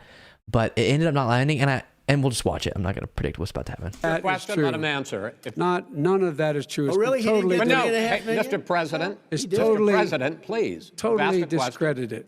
Totally discredited. And by the way, well, wait, he didn't get $3.5 million, Joe? Mr. Vice, he got $3.5 million. It is not true. Oh, really? Mr. President, it's an open discussion, please. It's a fact. Benjamin said, I know this is from a few minutes ago, but I always go by C-SPAN's presidential historian survey, and there Trump is ranked as 4th worst. Andrew Jackson is 22nd, but it's moving lower and lower. A lot of people, okay, can you tell me who's the lowest? Can you put that in the chat? I'm curious. I think it's safe to say Trump has gone down since then. Interesting. Yeah, tell me who's the lowest. And that's crazy that Andrew Jackson's only the 22nd lowest. But I notice a lot of people don't even know the history of Andrew Jackson. Like, I've said so many times, oh, Andrew Jackson. People are like, what? Why? Why? What's wrong with him? Y'all, our education system, sheesh. Well, you have raised an issue. Let the Vice President answer. Discredited. Did There was a Burisma pay him report. 180? Oh, James Buchanan. Okay, well, that's not fair. He didn't get much time to shine. $3,000 a month with no experience in energy? Mr. President, Oh, wait, am I getting presidents mixed up? He was the pre-Civil War president? Okay, that makes sense. Who am I thinking of? Who died after like a month of being in office? Yeah, no, Buchanan. Wait, I'm confused. My son did nothing wrong at Burisma. I think he did. Mr. The only guy President, that let did him something- answer. He doesn't want to let me answer because he knows I have the truth. His position has been totally, thoroughly discredited. who? And The media? By everybody. Well, by the media, by our because they refuse to allies, by talk the about it World because they're Bank, embarrassed. by everyone has discredited. Matter of fact, even Mr. the people President, who please stop. testified under oath. So let me under ask you oath, this, under- Joe. under No, oath. go ahead, Mr. I'm listening to Even you. the people under. You got $3.5 million. Yes, William Henry Harrison. That's who it was. I don't know why I mixed up those two. The election of Abraham Lincoln happened, and Buchanan refused to do anything as the South seceded. Right? Yeah, definitely. Yeah, you think about all those. This is why politics is so important, you guys, because you just never know. Like, think about that. Buchanan, what could he have done? They could have completely changed the history of the United States and possibly prevented, maybe not the Civil War. You never know, but that's crazy. That makes sense that he's ranked as the worst. From Moscow. He testified under oath in his administration, said, I did my job and I did it very well. Oh, I really? did it I'd like honorably. to know who they are. Well, I'll give you the list I'll of the fire people who them. testified. No, go ahead, sir. Sure, you've already fired most of them because they did a good Because job. Some people don't Well, do a good here's job. With you, Go they ahead. say- You get here's the wait a deal. minute. You get the final word, Mr. Well, it's hard to get any word in with this clown. Excuse me, this Hey, this let me just person. say, No. I'm Mr. President. I'm $3.5 Mr. million, President. Joe. That is simply Why did not he true. deserve $3.5 million It from did- Moscow? Look, here's the deal. We want to talk about families and ethics. I don't want to do that. I mean, his family we could talk about all night. His family's my already. family, No, let him go. my family already lost wrote- a fortune by coming down and helping Go us ahead. with Go ahead, government. sir. And that's such a. they're right That's here. it, Mr. That's President. such a Every great. single one of them lost This a is not fortune about President. my coming and family or helping his us with family. It's government. about your family, They the didn't American collect people. $3.5 million He for doesn't. nothing. That's not true. It doesn't want to talk about what you need. You, the American people. It's about you. That's what we're talking about you here. should All right, It's that's not the, about end here. of that's the end of the Shouldn't have segment. taken the money. We're moving on. He didn't take them. Well, Vice it's a very- President, but Chris, no, can I be honest? It's a very important Try to be question. honest. No, He I stood didn't. up. No, he stood up, the answer to and the he question is no. threatened Ukraine. No, sir. With $1 billion if you that don't get rid of is the Kurds. You know what? You're absolutely not stop. You're on true. tape doing it. You're going to Not have true. gentlemen. Is- I hate to raise Chris, my voice, but he's I see on it seems tape. to be. Why should I be different than the two of you? So here's the Got a deal. good point. We What, the two of you, Biden's not doing anything. He's Have- being shouted at. 6 segments. We have ended that segment. We're going to go to the next segment. In that segment, you each are going to have 2 uninterrupted moments. In those 2 uninterrupted minutes, Mr. President, you can say anything you want. Was Buchanan the one who low-key was definitely gay? I think so. I have all these. One time I went through and listened to a podcast that walked through each president, and now I have the facts that, as you just saw, jumbled up about a lot of the earlier ones. I'm going to ask a question about race, but if you want to answer about something. Andrew said this had to be the Benjamin, yeah, Buchanan was. That's crazy. This had to be the night Chris Wallace decided to leave his job. Totally. Can I be honest? That'll be the day. I don't know what that's a reference to. Hey, 1927 Sioux. Yes, Buchanan was gay. It's just interesting because I remember saying like, oh, I cannot wait to have an openly gay president. Like that'll be the next kind of, there's a lot of big identity milestones that I look forward to seeing in my life. And one of those was obviously the first black president, and then a number, like first Asian, but we haven't had any except for white men. And then Barack Obama. But obviously Kamala Harris was a big deal, but just as far as presidents go, the first female president is going to be huge, and all these different things that'll be cool to see. But I am looking forward to gay. And I said that to somebody, and somebody was like, oh, there's been gay presidents. They just weren't openly. I was like, you're right. Openly gay president. Something else, go ahead. But I think that the country would be better served if we allowed both people to speak with fewer interruptions. I'm appealing to you. Father Chris Wallace. And him too. Well, frankly, you've been doing more interrupting That's than all he right, has. but he does plenty. Well, less than, Yeah, sir, less does than, plenty. no, less than you have. Let's please continue on. The issue of race. Vice President Biden, you say Don, you started it. No, you started it. that President Trump's response to the violence in Charlottesville 3 years ago, when he talked about very fine people on both sides, was what directed. Andrew said, I want the variety to be so normal that it's not mentioned. That's a better way to put it. Yeah. It's going to be significant as long as our society is broken, if that makes sense. And then the day that someone who's not a white man is elected and nobody makes a deal of it is when society at least isn't broken in those ways. Directly led you to launch this run for president. Oh, yeah, sure. President Hi, Luke. Trump says, can I be honest? And I say that'll be the day. Yeah, exactly. Trump, you have often said that you believe you have done more for black Americans than any president, with the possible exception of Abraham Lincoln. Possible. My question for the two of for you sure. is, why should voters trust you rather than your opponent to deal with the race issues facing this country over the next 4 years? Vice President Biden, you go first. It's about equity and equality. It's about decency. It's about the Constitution. And we have never walked away from trying to require equity for everyone, equality for the whole of America. But we've never accomplished it. But we've never walked away from it like he has done. It is true. The reason I got in the race is when those people, close your eyes, remember what those people look like coming out of the fields carrying torches, their veins bulging, just spewing anti-Semitic bile, and accompanied by the Ku Klux Klan. A young woman got killed. And they asked the president what he thought. He said there were very fine people on both sides. No president has ever said anything like that. It is who's now, who second, sir. Second point I'd make to you is that when Floyd was killed, when Mr. Floyd was killed, there was a peaceful protest in front of the White House. What did he do? He came out of his bunker, had the military use tear gas on him so he could walk across to a church and hold up a Bible. And then what happened after that? The bishop of that very church said that it was a disgrace. The general who was with him said all he ever wants to do is divide people, not unite people at all.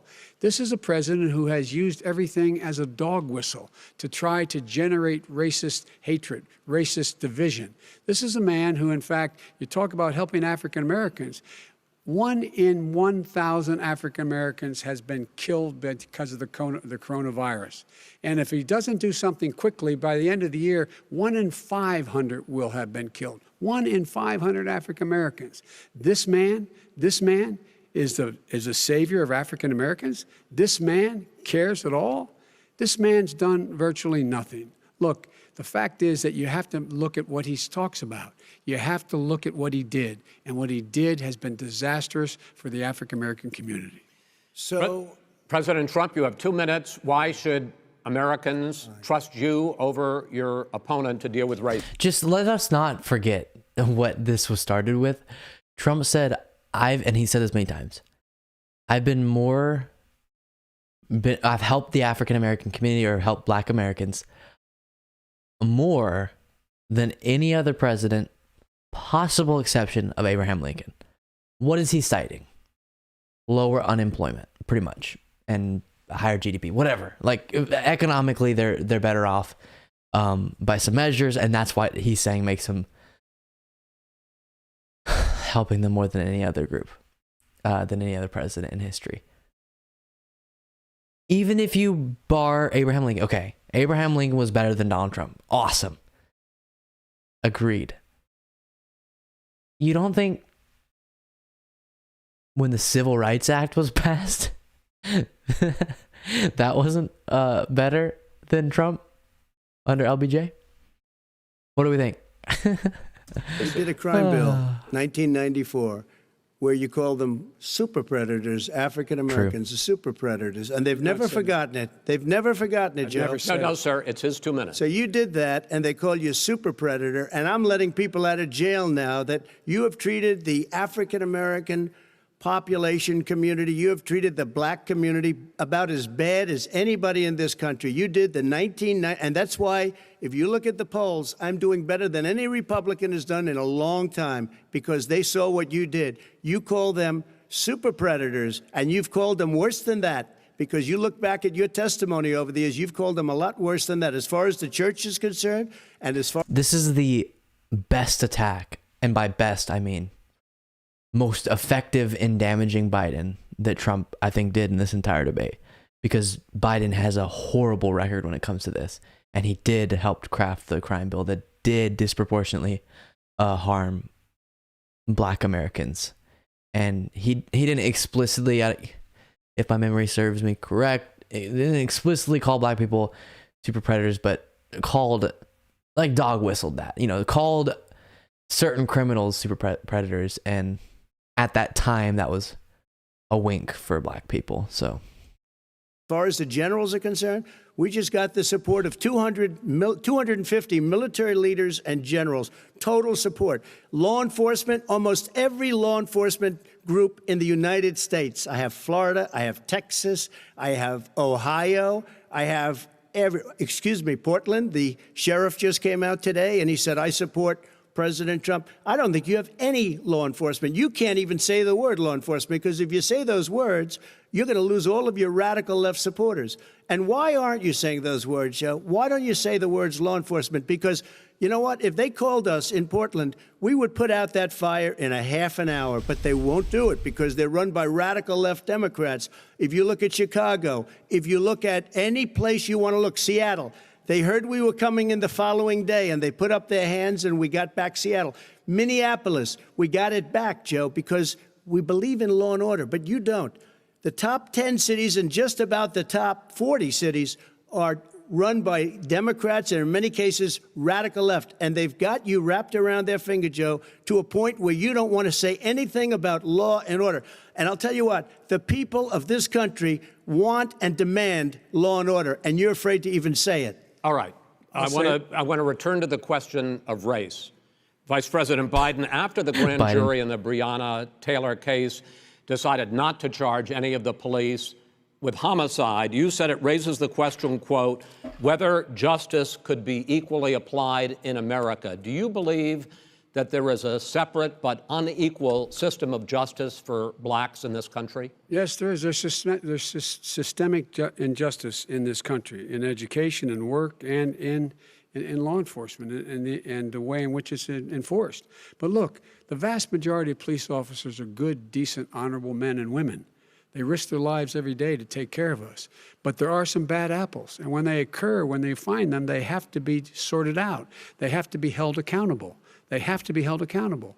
And what I'm going to do as President of the United States is call together an entire group of people at the White House, well, everything from the civil rights groups to the police officers, to the police chiefs, and we're going to work this out. We're going to work this out so we change the way in which we have more transparency in when these things happen. These cops aren't happy to see what happened to George Floyd. These cops aren't happy to see what happened to Breonna Taylor. Most don't like it. But we have to have a system where people are held accountable. And by the way, violence in response is never appropriate. Never appropriate.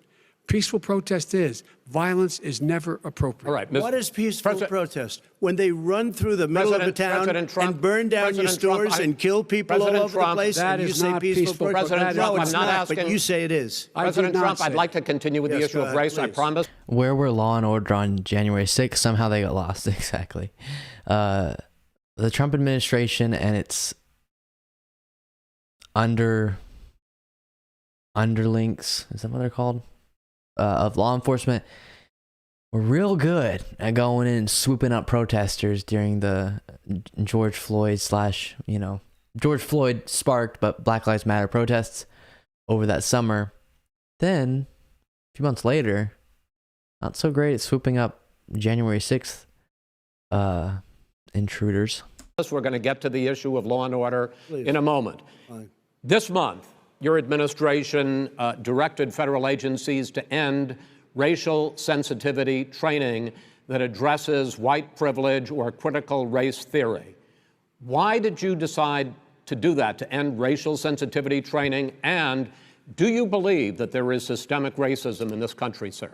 I ended it because it's racist. I ended it because a lot of people were complaining that they were asked to do things that were absolutely insane, that it was a radical revolution that was taking place in our military, in our schools, all over the place, and you know it, and so does everybody what else. Is radical, and he would know. What is radical about racial sensitivity training, sir? If you were a certain person, you had no status in life. It was sort of a reversal. And if you look at the people, we were paying people hundreds of thousands of dollars to teach. You hear that? It was sort of a reversal. If you were certain people, he's referring to white people. This is what makes racial sensitivity trainings radical. White people are being treated like they have no status. And it was sort of a reversal. So he's saying, usually he's admitting, or he's either being really offensive or being honest about how black people and other minorities are oppressed. But he's saying, now we're treating white people terribly, which is a reversal from what was usually going on. Teach very bad ideas and frankly very sick ideas, and really they were teaching people to hate our country, and I'm not going to do that. I'm not going to allow that to happen. We have to go back to the core values of this country. I've always said, if teaching I'm sorry, I'm about to burp, sorry. Don't want to do that in the microphone. If teaching an accurate history of America makes you hate America, that's not you being taught to hate America. That's just you responding to hearing a lot of terrible things. But again, it's okay because you should be inspired by our history to make us better. And not that you can make up for past wrongs, really, but for me, hearing about all the injustice that is currently going on and that happened in the United States' history makes me more invigorated to want to make our country better and want to make people's lives better and ameliorate some of those injustices. I saw this debate live with David Pakman. Nice to see it again now after knowing how things went on since then. Oh, gotcha, yeah. Oh, you watched this one whenever it was actually going on. Gotcha. They were teaching people that our country is a horrible place, it's a racist place, and they were teaching people to hate our country. And I'm not going to allow that to happen. Vice President Biden? Nobody's doing that. He's the racist. You just don't know. Here's the deal. I know a lot more about You this don't than he know. does. Let him finish. The fact is that there is racial insensitivity. People have to be made aware of what other people feel like, what insults them, what is demeaning to them. It's important that people know they don't want to. Many people don't want to hurt other people's feelings, but it makes a big difference. It makes a gigantic difference in the way. Andrew said we played a drinking game watching this live. That's what things did you drink on? That'd be interesting to hear. A child is able to grow up and have a sense of self-esteem. It's a little bit like how this guy and his friends look down on so many people. They look down their nose on people like Irish Catholics like me and grew up in Scranton. They look down on people who don't have money. They look down on people who are of a different faith. They look down on people who are a different color. In fact, we're all Americans. The only way we're going to bring this country together is bring everybody together. There's nothing we cannot do if we do it together. We can take this on and we can defeat racism in America. President Trump, sir. During the Obama-Biden administration, there was tremendous division. Andrew said in their drinking game, quote, millions and millions was definitely a drink. Millions and millions. That's awesome. There was hatred. You look at I've paid millions and millions in taxes. You go to very many places. Look at Oakland. Look what happened in Oakland. Look what happened in Baltimore. Look what happened. Frankly, it was more violent than what I'm even seeing now. Oh, my but Lord. the reason is that ridiculous. the Democrats that run these Absolutely cities ridiculous. don't want to talk like you about law and order. Violent and you crime, still haven't mentioned. violent Are you in crime. favor of law and order? I'm in favor of law. You follow it. Are you in and a little favor bit of law and order? Go yes, ahead, I'm say in it. favor. You asked Everybody's a in favor question, of let him finish. Law and order. Lose his Law left. and Let order. him- let him answer. Law and order with justice, where people get treated fairly. And the fact of the matter is, violent crime went down 17%, 15% in our administration. All right. It's gone up on his watch. Went down much more he in had- ours. All right, we're He now. is You're, president of Mr. the President, United you're going States to. of America. China, we Mr. were President, breaking every you're- record in the book. Mr. President, you're going to be very happy because And we're now going to talk about law and order. Places we had trouble were Democratic-run cities. That's and exactly states. my question. Democratic- There has been a dramatic increase in homicides in America this summer, particularly, and you often blame that on Democratic mayors and Democratic governors, but in fact, there have been equivalent spikes in Republican-led cities like Tulsa and Fort Worth. Also, don't ever fall for whenever they say certain negative things about Democrat-run cities, because most big cities are Democrat-run, and most there's unique issues and problems that come up when you have a really concentrated population center. So, for example, there is a lot more crime in big cities. So then you could say, oh, under Democrats, there's more crime because the highest crime cities are Democrat run. But you're just leaving out the fact that more urban areas tend to vote more blue, and there aren't very many big cities run by Republicans, so it's just a bizarre sample size. And if Chicago or New York City or whatever, LA or any big city or Portland that they talk about a lot was run by a Republican, ooh, that would be crazy. Definitely would not be better than it currently is. Worth. So the question is this really a party issue? I think it's a party issue. You can bring in a couple of examples, but if you look at Chicago, what's going on in Chicago, where 53 people were shot and 8 died shot. If you look at New York, where it's going up like nobody's ever seen anything, the numbers are going up 100, 150, 200%. Crime. It is cities. crazy what's going on. And he doesn't want to say law and order because he can't, because he'll lose his radical left supporters. And once he does that, it's over with. But if he ever got to run this country and they ran it the way he would want to run it, we would have our suburbs would be gone. By the way, our suburbs would be gone, and you would see problems like you've He never would seen. know a suburb unless he took a wrong turn. Oh, I know suburbs. He would not. So much I was better. raised. Go ahead. I was, Wait a minute. I was So much raised in the suburbs. This is not 1950. All these dog whistles on racism don't work anymore. Suburbs are by and large integrated. There's many people today driving their kids to soccer practice and/or to black and white and Hispanic in the same car as there have been any time in the past. What really is a threat to the suburbs and their safety? Biden.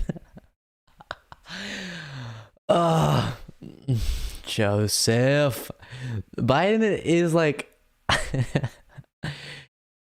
he's done his best to learn modern culture, but he's still a little bit stuck in the 1970s and stuff. It's true. There is more racial diversity, oh my gosh, in the suburbs now probably than ever, but the way that he said that, Race. Okay, whatever. The way he talks about race sometimes just cracks me up. He's such a boomer.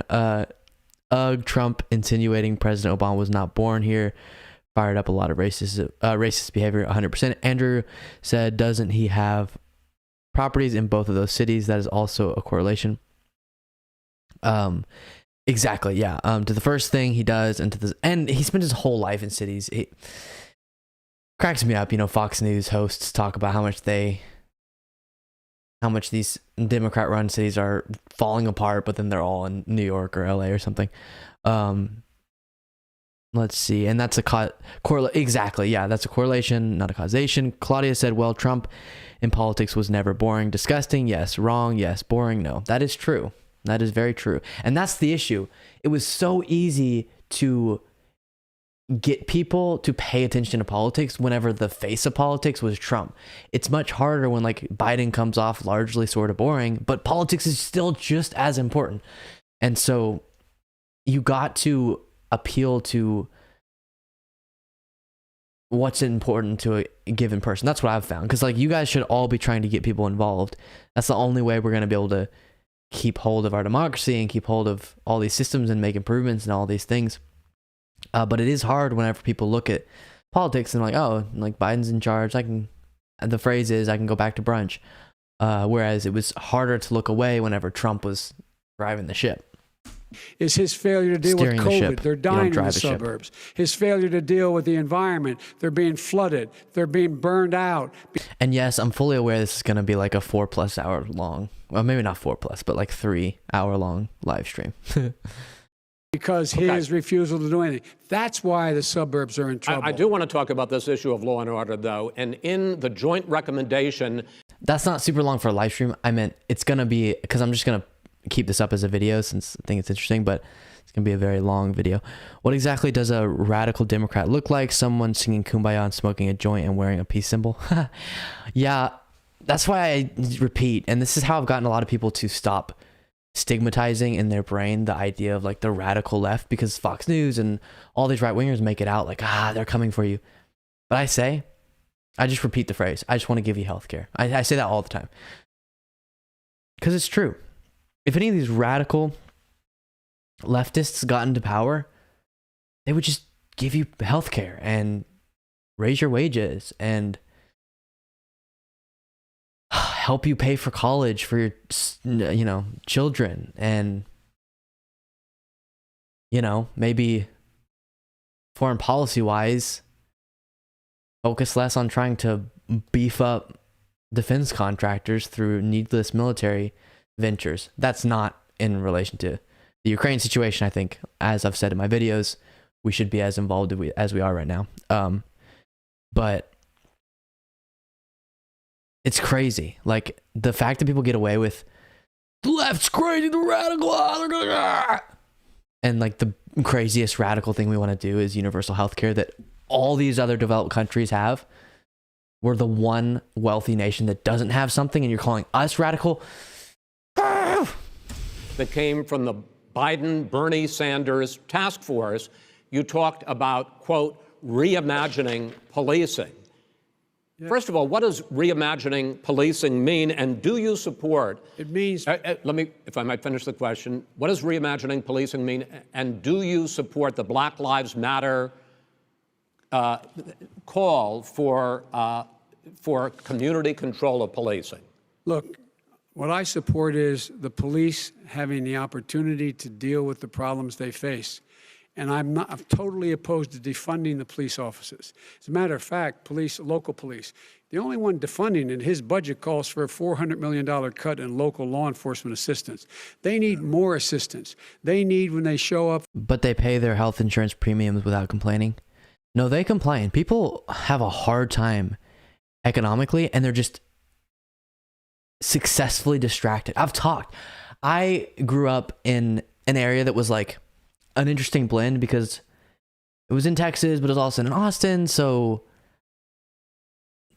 Austin's more liberal. So like a lot of people I knew were liberal, but then also there's a lot of trickle over from the outskirts of Austin, and then also just people in Austin who are conservative. It's like a good blend. And I knew a lot of Trump supporters, and I love talking with everyone about politics. And I had a conversation with two, parents of a friend, and they were Trump supporters. And I know I've like grown up around them. I know that they're like everyone else stressed out about all these things. You got to save up for college. You got to pay your healthcare premiums. It's not that they don't think about those things. It's that they don't properly connect in their brain that other governments are able to help out and actually save the whole country at large money, because it's not being wasted with the profits of insurance companies. And then in other areas as well, like college money gouging. But all they can think about is the culture war issues. And that's what it would always go back to. And so it's like they're successfully distracted from their economic concerns by the culture war. And so, for example, I haven't talked to them in a long time, but I can bet you they're deeply concerned about kids being taught about LGBTQ history, or what it means to be trans. And like, if you were being taught that in school, I'm sure they're terrified about that. I'm sure they support the bills that are being presented that are completely demonizing these groups. And so they think about that, and they base their support of different politicians and media figures based on things like that, instead of looking at the facts of what a government can do if it's properly managed, and if the people hold it accountable properly to make life better undeniably for its citizenry. So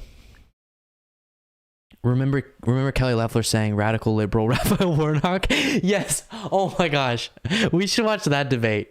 No, that's kind of boring. She said that so many times. Radical liberal Raphael Warnock. Radical liberal. She said it so many times. Oh, that was crazy. And then she lost. Yes. Steven said corporate media created Trump, but the media are unwilling to destroy him as they're more worried about viewership and ad revenues. Indeed. For a 9/11 call, to have someone with them as a psychologist or psychiatrist to keep them from having to use force and be able to talk people down. We have to have community policing like we had before, where the officers get to know the people in the communities. That's when crime went down. It didn't go up, it went down.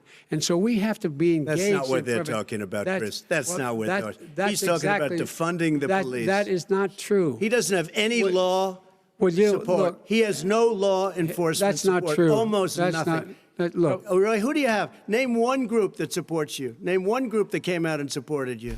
Go ahead. Think. We have time. We don't have time to do anything. No, think All right. about it.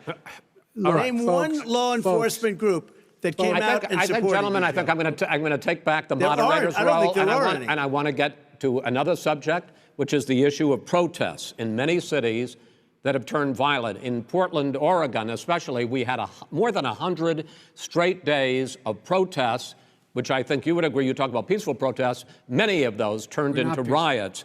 Mr. Vice President, you say that people who commit crimes should be held accountable. The question I have, though, is, as the Democratic nominee, and earlier tonight you said that you are the Democratic Party right now, have you ever called the Democratic mayor of Portland or the Democratic governor of Oregon and said, hey, you got to stop this, bring in the National Guard, do whatever it takes, but you stop the days and months of violence in Portland? I don't hold public office now. I am a former vice president. I've made it clear in my public statements that the violence should be prosecuted. It should be prosecuted, and anyone who commits it but should you've never called for the people, the leader. Excuse me, sir.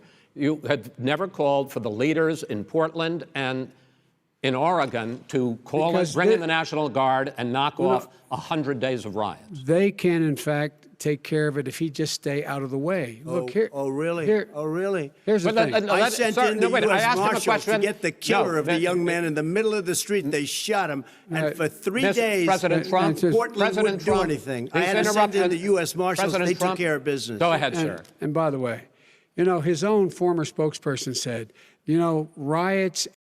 Andrew said, we're watching him. Are we part of the problem? Yeah, I was about to say at the end of that, the issue of corporate media creating Trump was he was largely a joke at the beginning. And then because he was so interesting, they gave him billions of dollars of free coverage. Now he is the leader of the Republican Party. He is the decision maker for where their views go, and he commands the entire base of their party. So I know people want to ignore him, and it feels like we should have done that back then so we could do it now. It's completely different. He could very well, I mean, he is the presumptive nominee as of now. So now it's time. I agree, let's not give him needless attention, but it's time now to properly debunk the things he says and all those, and reveal to people that he's a con man. And guys, don't get in your head that people can't be deprogrammed. I think people think that because there's a lot of people who you hear them talking like, oh, that person's never changed their mind. There are a lot of, I personally have met people who liked Trump, and then for whatever reason, January 6th was one. And a lot of people literally stopped supporting Trump after January 6th because they heard enough people explaining to them and there was enough coverage of it that convinced them he was damaging enough. And so ignoring him gives him the ability to define who he is, and gives right-wing media the ability to do that. Whereas only talking about him to properly break down his points and his message is the responsible thing to do. And then of course you never want to just upset, like let's not over focus, of course. But I do think, okay, he captivated the attention and hearts and minds of a big chunk of our country. We have to address that. We could have ignored it back when he first came into political relevancy, but too late now. Now it's time to properly break down his points and try to deprogram people. It's like passing a wreck on a highway. You don't want to look, but you must. Exactly. Trump and Law and Order go together about as good as oil and water. Nice. If you don't look, maybe you increase the damage. Don't run your car over the victims. Yeah, that's a good metaphor.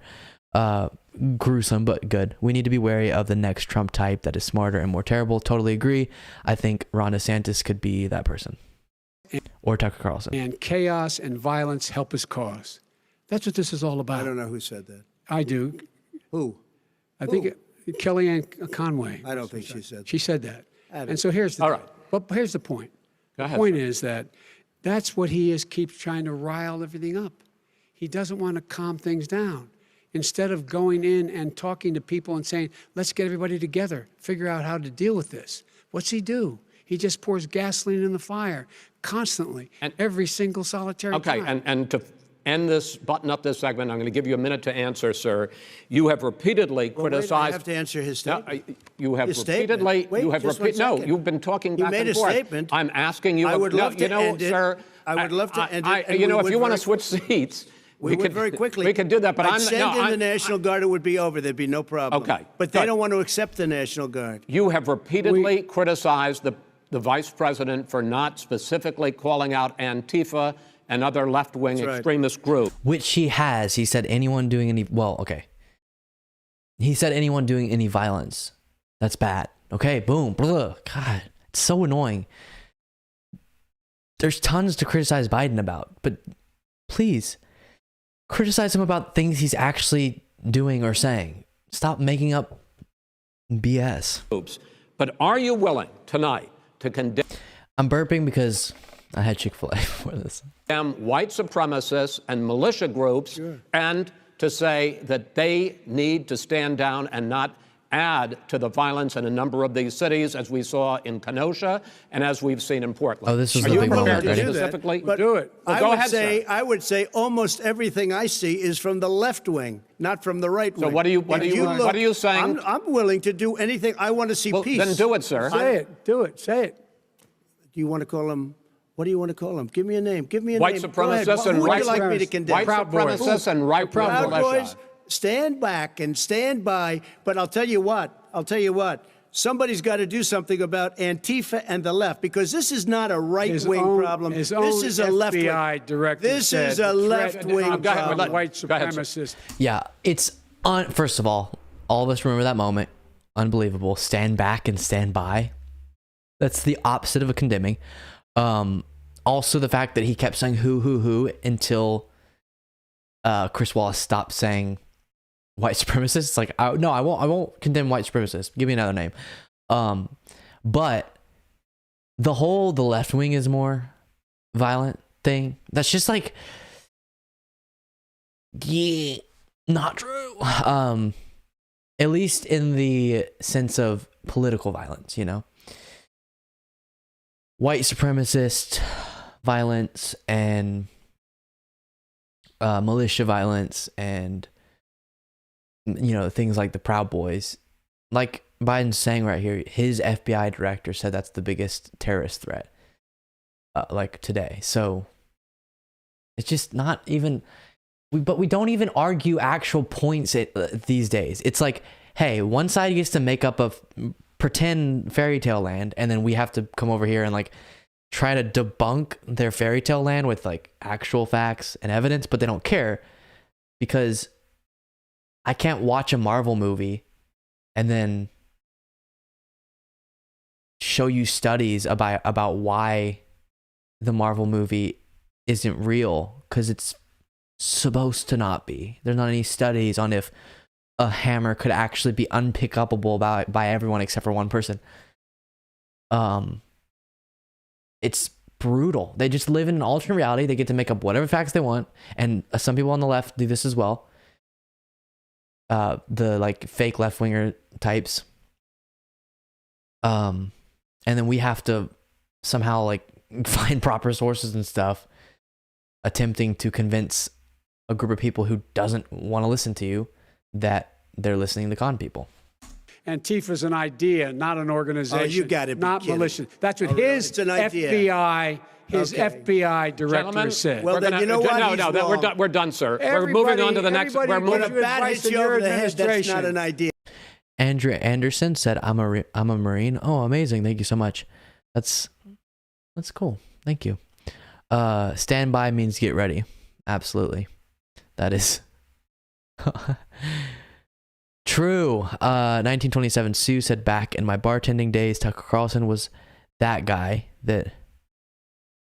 Wait, you interacted with Tucker Carlson, or you're saying that he was that guy? Oh, no, I get it. That guy, yeah. That always got his butt kicked well before closing time because he couldn't quit running his mouth. Yeah, I get what you're saying. When I first read that, I thought you meant like you had seen him get his butt kicked. I was like, dang, that's crazy. But now I get what you mean now. Yeah, Everybody Antifa in your is administration bad. tells you the truth has a bad idea. Can I tell you what? You have no ideas.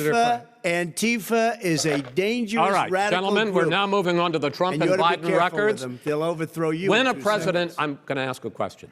When the president seeks a second term, it is generally a referendum on his record. But Vice President Biden, you like to quote one of your dad's sayings, which is, don't compare me to the almighty, compare me to the alternative. And in this case, sir, you are the alternative. Looking at both of your records, I'm going to ask each of you, why should voters elect you president over your opponent? In this segment, President Trump, you go first, 2 minutes. Because there has never been an administration or president who has done more than I've done in a period of 3.5 years. And that's despite the impeachment hoax. And you saw what happened today with Hillary. No other president has done more than Trump in 3.5 years. Guys, he had one major legislative accomplishment. A tax cut. It was a historic tax cut. But historic in its top-heavy nature.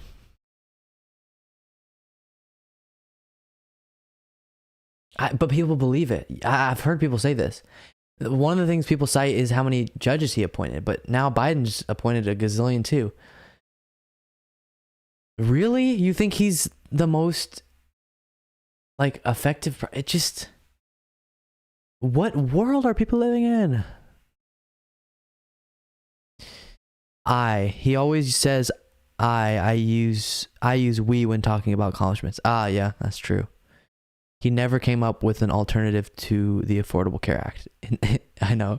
Earlier in the debate, 1927 Sue, they were talking about the Supreme Court, so then they're talking about the Affordable Care Act that he was trying to get dismantled. And I was just saying, he said he was going to propose a healthcare plan during his 2015 run.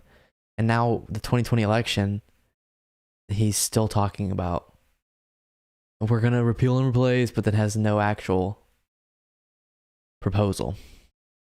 Clinton, where it was a whole big con job.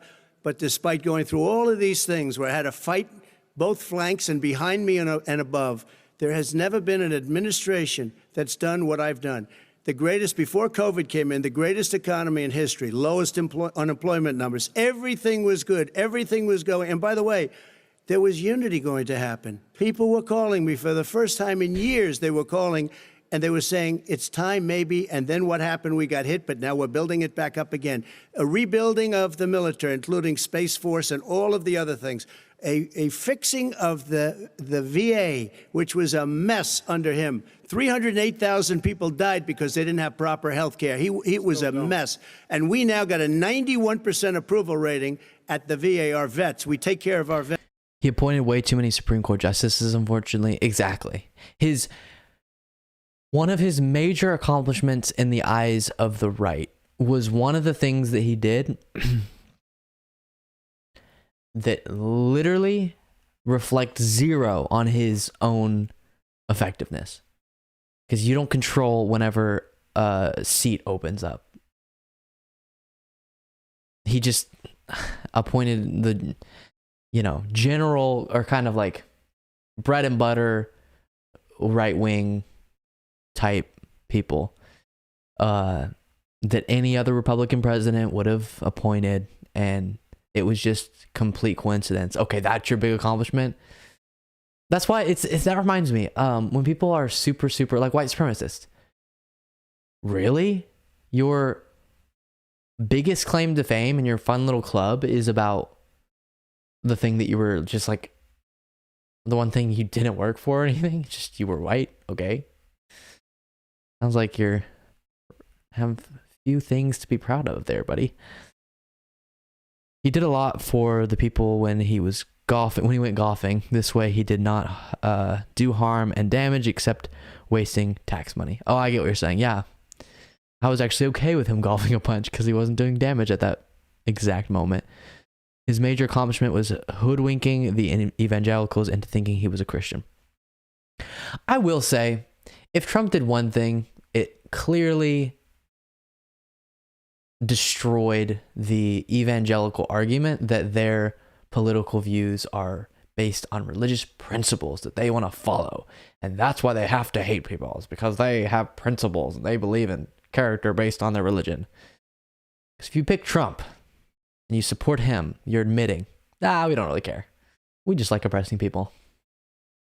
Because he's clearly not at all in line with our principles and the life he's lived. Vets, but we've rebuilt our military. The job that we've done, and I'll tell you something, some people say maybe the most important.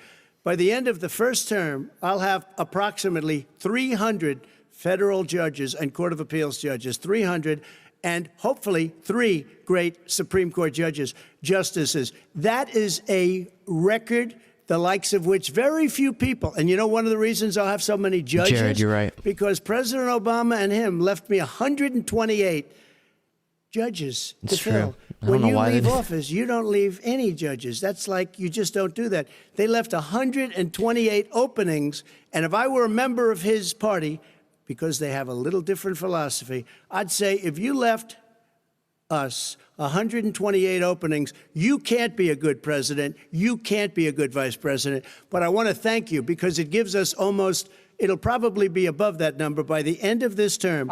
300 judges. It's a record. Looking at both your records, why should voters elect you president as opposed to President Trump? You have 2 minutes uninterrupted. Under this president, we become weaker, sicker, poorer, more divided, and more violent. When I was vice president, we inherited a recession. I was asked to fix it. You know what's sad? If COVID hadn't happened, that would have been awesome. That wouldn't have been the sad thing. But if COVID didn't happen, Trump undeniably would have defeated Biden. That's so sad to think about. That it took so much pain and suffering to even barely beat him. I did. We left him a booming economy, and he caused a recession. With regard to being weaker, the fact is that I've gone head-to-head with Putin and made it clear to him we're not going to take any of his stuff. He's Putin's puppy. He still refuses to even say anything to Putin about the bounty on the heads of American soldiers. Your son got $3.5 million. And by the way, my son... Wait a minute. Mr. President, your campaign agreed to both sides would get 2-minute answers uninterrupted. Well, your side agreed to it, and why don't you observe what your campaign agreed to as a ground rule, okay, sir? He never keeps his word. Because Can you add back no, I'm not asking. That was a rhetorical question. Can you Go add ahead, back sir. 30 seconds? Yeah, Because- yes, okay. you may have. All right. Go ahead. So, thirdly, we're poor. The billionaires have gotten much more wealthy by a tune of over $300 to $400 billion more just since COVID. You in the home, you got less. You're in more trouble than you were before. In terms of being more violent, when we were in office, there were 15% less violence in America than there is today. He's president of the United States. It's on his. I think in any election, Biden still would have won. Trump was extremely unlikable even without COVID. He was unlikable, I agree. But these elections come down, like, if you did a poll and then you decided the election based on like a really accurate poll of the entire country, Biden would have won because our country just is more to the left. But that's not what elections come down to. It comes down to turnout. And I paused it on a really weird Biden face. And Trump is able to turn out his entire base. If Biden didn't have the fire under everybody of COVID and Trump's terrible handling, I think a lot of people wouldn't have gone out. And a lot of independents wouldn't have been so motivated to vote for Biden because it's kind of like, I don't know, economy's good, whatever. Because a lot of people just don't pay attention like you and I do, and they don't see the bad nature of Trump like we do. I think he could have soared to re-election if he handled COVID right. That too, he could have, for sure. Because when you handle a crisis well, usually you get a lot of popular support. 1927, Sue said, if Trump gets in again, he will never leave, and Mike Pence and others will get hung. Vote blue. Democracy is way better than a dictatorship with Adolf Trumpler at the helm. I think if Trump wins again, I do think we're going to have a degradation, I hope that's the word, of our democracy. I'm not convinced that he would try to like stay in power. I'm not convinced that he wouldn't try, but I'm not convinced that he would either. I think a lot of people are pretty much saying it's over if he wins again. We really need to do everything to keep him from winning again. And I think there'd be so much harm. And yes, there's going to be he's going to surround himself with only people who will do what he says, and there's going to be terrible, terrible outcomes. I'm not convinced that he will like try to become a dictator. I don't know. His watch. And with regard to... But we should do everything in our power to make it where even if he did try, we had done the work beforehand to prevent it. More divided, the nation can't stay divided. We can't be this way. And speaking of my son, the way you talk about the military, the way you talk about them being losers and being and just being suckers. My son was in Iraq. He spent a year there. He got the Bronze Star. He got the Conspicuous Service Medal. He was not a loser. He was a patriot, and the people left behind there were heroes. Really? And I resent. Are you talking like about Hunter? hell. Are you talking about Hunter? I'm talking about my son, Beau Biden. You're talking about. I don't know Beau. I know Hunter. Yeah, Hunter you know got Beau. thrown. Hunter got thrown out of the military. He was thrown out, dishonorably discharged. That's not true. He for wasn't dishonorably cocaine discharged. use. And he didn't have a job until you became vice president. And once you None of became that vice is president, true. he made a fortune in Ukraine, in China, in Moscow, That is simply and various not other places. true. He My made son- a fortune. Gentlemen, My son. And he didn't have a job. This is a really bad look for Trump. Like, I get that he's talking about Biden's other son, but right after Biden, you know, is talking about his son Bo, who died of cancer, who served in the military, and then you're gonna, just not a good look. My Job. son, like a lot of people we know at home, had a drug problem. He's overtaken it. He's fixed it. He's worked on it, and I'm proud of him. But why I'm was he proud of given my tens son. of millions All of right. dollars? But he wasn't given All right. tens of He millions was of given dollars. That tens is of totally, millions of that's been President Trump- totally President Trump, discredited. you've already been Totally discredited. We've already been through this. I think the American people would rather hear about more substantial So do I. subjects. Well, you know, as the moderator, sir, I'm going to make a I know, but when judgment call somebody here. gets $3.5 million Okay, great. from the Let's talk mayor about- of Moscow, let's That talk is about- I not think true. it's a terrible That thing. report is totally Why did he get discredited. it? I Mitt think, Romney on that committee said it wasn't worth taxpayers' money, that report. It was written for political reasons. you know, I'd like to talk about climate change. So would I.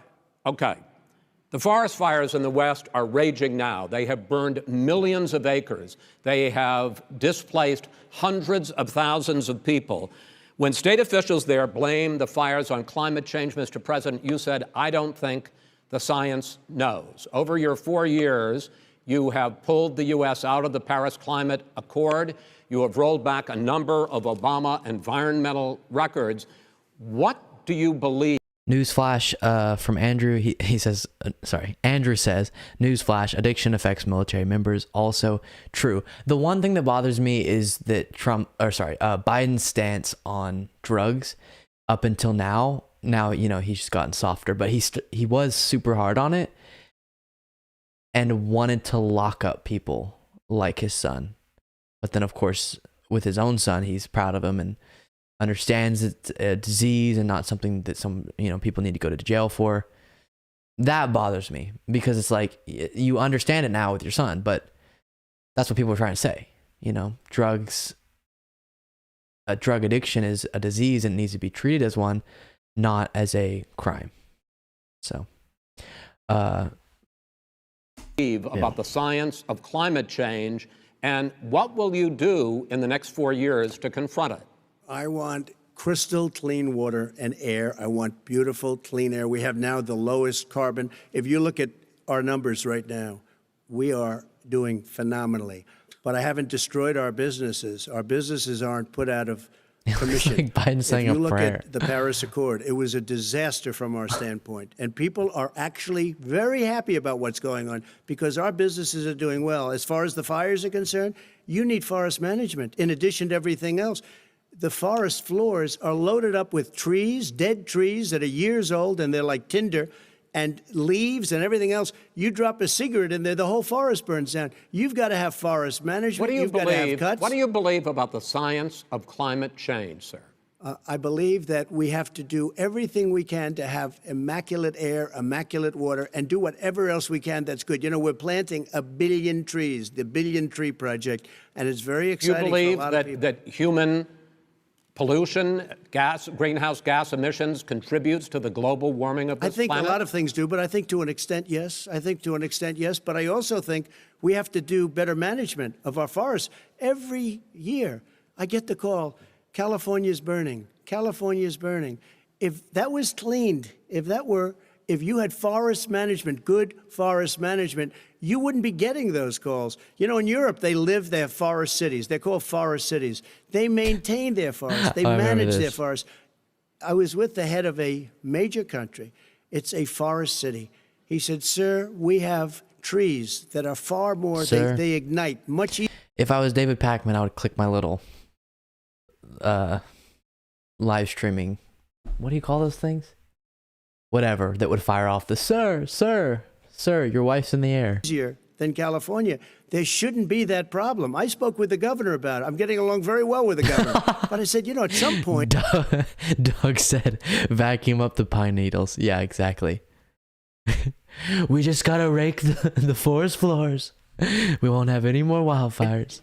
You can't every year have hundreds of thousands of acres of land just burned to the ground. But, sir, That's burning down because of a lack of But, management. sir, if you believe in the science of climate change, why have you rolled back the Obama Clean Power Plan, which limited carbon emissions in power plants? Why have you relaxed? Because it was driving energy prices through the sky. Why have you relaxed fuel economy standards that are going to create more pollution from cars Well, and not trucks? really, because what's happening is the car is much less expensive and it's a much safer car.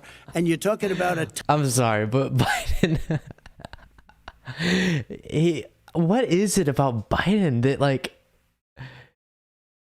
he's like a little puppy dog. That's what it is. It's like whenever I'm, I don't know, I have my dog in the room and I'm like, reorganizing the closet or something. Every once in a while there's like a clink, clink, and his face is kind of like watching. That's what Biden looks like while he's listening to Trump say all this. tiny difference. And then what would happen, because of the cost of the car, you would have at least double and triple the number of cars purchased. We have the old slugs out there that are 10, 12 years old. If you did that, the car would be safer. It would be much cheaper by $3,500. In the case of California, they've simply No, ignored but you would take a lot of your cars rollback. off the market because people would be able to afford a car.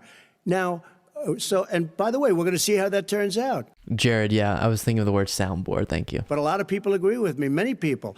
The car has gotten so expensive because they have computers all over the place for an extra little bit of gasoline. And, and I'm okay with electric cars, too. I think I'm all for electric cars. I've given big incentives for electric cars. But what they've done in California is just crazy. Right. Vice President Biden, I'd like you to respond to the president's climate change record, but I also want to ask you about a concern. You proposed $2 trillion in green jobs. You talk about new limits, not abolishing, but new limits on fracking, ending the use of fossil fuels to generate electricity by 2035, and zero net emission of greenhouse gases by 2050. The president says a lot of these things would tank the economy and cost millions of jobs. He's absolutely wrong, number one. Number two, if in fact Clean energy initiatives would, not initiatives, like a green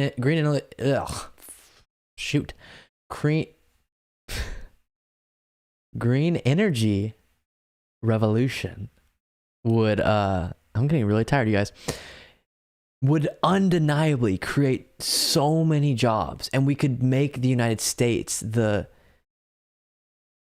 superpower of green energy and lead innovation and grow in a massive economy and massive industry of green energy. Such a missed opportunity. during our administration, the Recovery Act, I was in charge, able to bring down the cost of renewable energy to cheaper than or as cheap as coal and gas and oil. Nobody's going to build another coal-fired plant in America. No one's going to build another oil-fired plant in America. They're going to move to renewable energy, number one. Number two, we're going to make sure that we are able to take the federal fleet and turn it into a fleet that's run on their electric vehicles. Making sure that we can do that, we're going to put 500,000 charging stations and all of the highways that we're going to be building in the future. We're going to build an economy that, in fact, is going to provide for the ability of us to take 4 million buildings and make sure that they, in fact, are weatherized in a way that, in fact, they'll emit significantly less gas and oil because the heat will not be going out. There's so many things that we can do now to create thousands and thousands of jobs. We can get to net zero in terms of energy production by 2035. Not only not costing people jobs, creating millions of good paying jobs, not $15 an hour, but prevailing wage, by having a new infrastructure that, in fact, is green. And the first thing I will do, I will rejoin the Paris Accord. I will join the Paris Accord because with us out of it, look what's happening. He did do that. It's all falling apart. And talk about someone who has no relationship with foreign policy. Brazil, the rainforest. I know we've just gotten used to it. I get it. But look at Trump's hair. What's happening there? Brazil are being torn down, are being ripped down. More carbon is absorbed in that rainforest than every bit of carbon that's emitted in the United States. Instead of doing something about that, I would be gathering up and making sure we had the countries of the world coming up with $20 billion and say, here's $20 billion. Stop tearing down the forest. And if you don't, then you're going to have significant economic. So much deforestation is for agriculture. Don't forget it. We're going to have to address that at some point. Tons of the methane that's emitted and the deforestation is all for cows to eat and for milk. All stuff that we don't really need to be consuming at the levels that we are. Biden keeps his promises as good as possible. Just so you know, I'm saying that just having eaten chicken, but we shouldn't. I try to limit it. What about the argument that President Trump basically says that you have to balance environmental interests and economic interests, and he's drawn his line? Well, he hadn't drawn a line. He still, for example, makes sure that he wants to make sure. Trump's skin is looking like a gold member too. Yeah, honestly, he does a good job. Like, not always, but in this debate, his skin looks good. I'm like, dang, I want to look that bronze. That methane's not a problem. You can now emit more methane without it being a problem. Methane.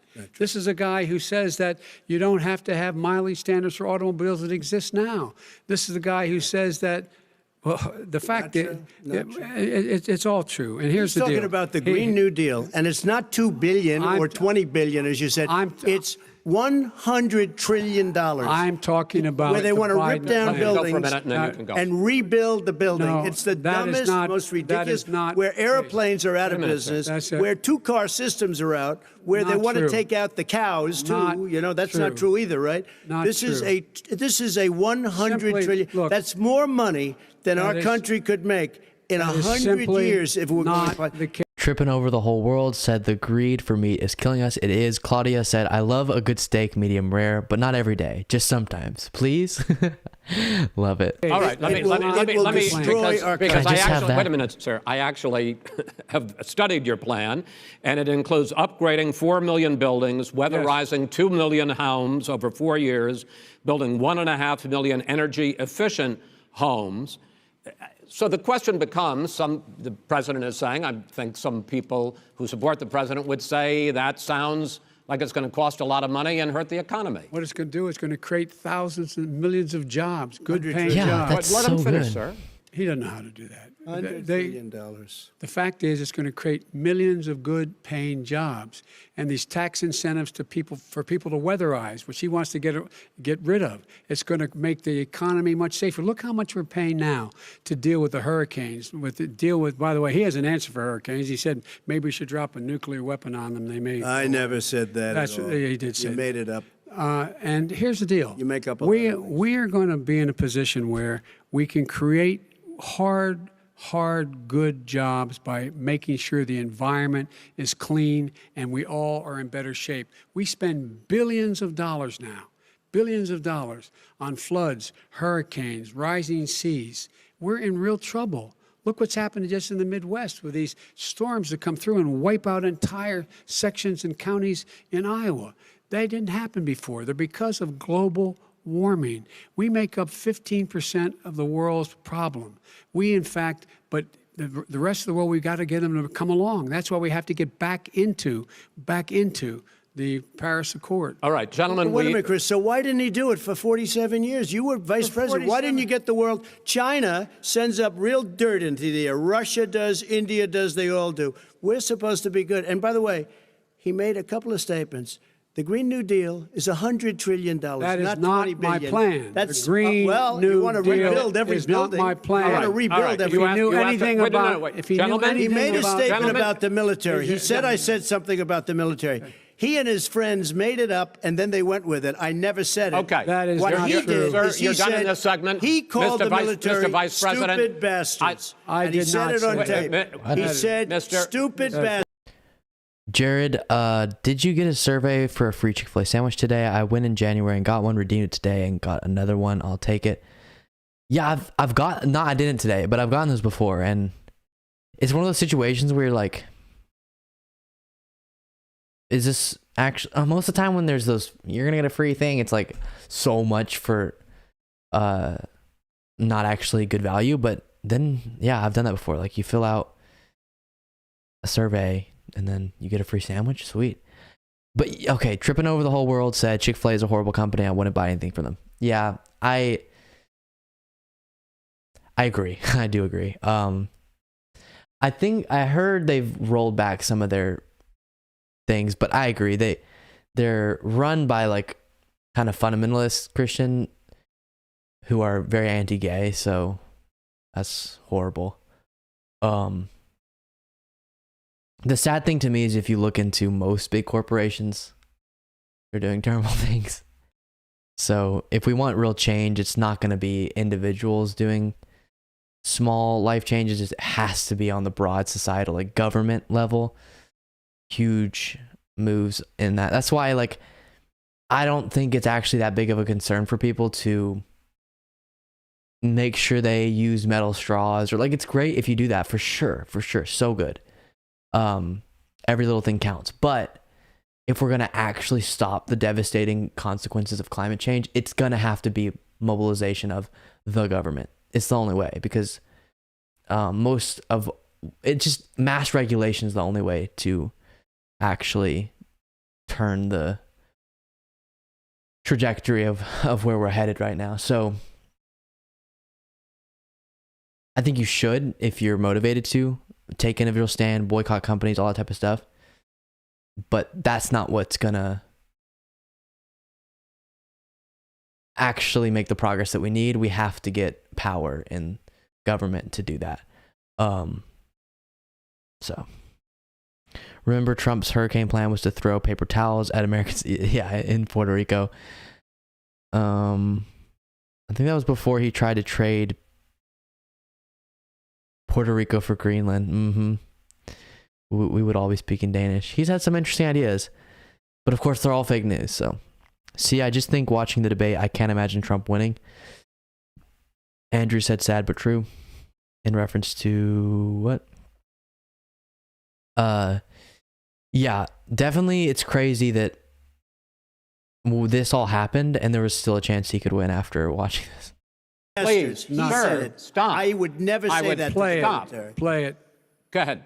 Mr. Vice President answered his final question. The final question is, I can't remember which of all his rantings. I'm having a little trouble myself. But and about the economy and about this question of what it's going to cost. The economy. I mean, the Green New Deal and the idea of what your environmental changes will do. The Green New Deal will pay for itself as we move forward. We're not going to build plants that, in fact, are great polluting plants. So do you support the Green New Deal?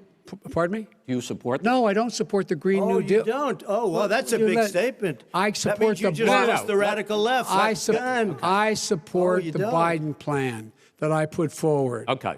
The Biden plan, which is different than what he calls the radical Green New Deal. All right, gentlemen, final segment.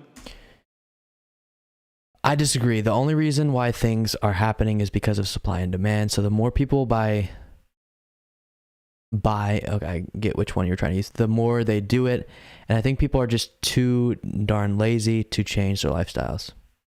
Yeah, you're right. You are.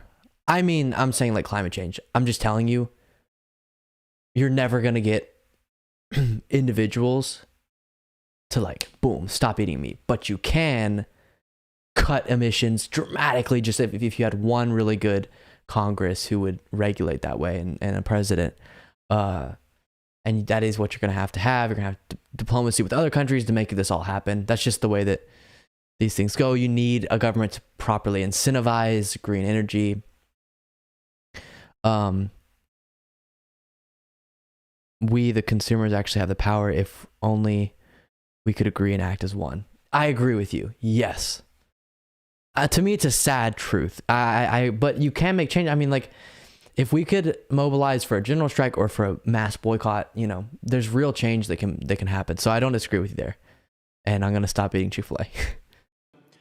Election integrity. As we meet tonight, millions of Americans are receiving mail-in ballots or going to vote early.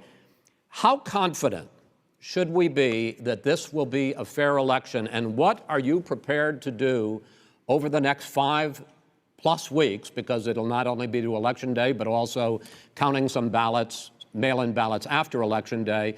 What are you prepared to do to reassure the American people that the next president will be the legitimate winner of this election? In this final segment, Mr. Vice President, you go first. Prepared to let people vote. They should go to iwillvote.com, decide how they're going to vote, when they're going to vote, and what means by which they're going to vote. His own Bye, 1927 Stu. You're the best. Have a good day at work. Homeland Security Director, and as well as the FBI Director, says there is no evidence at all that mail-in ballots are a source of being manipulated and cheating. They said that.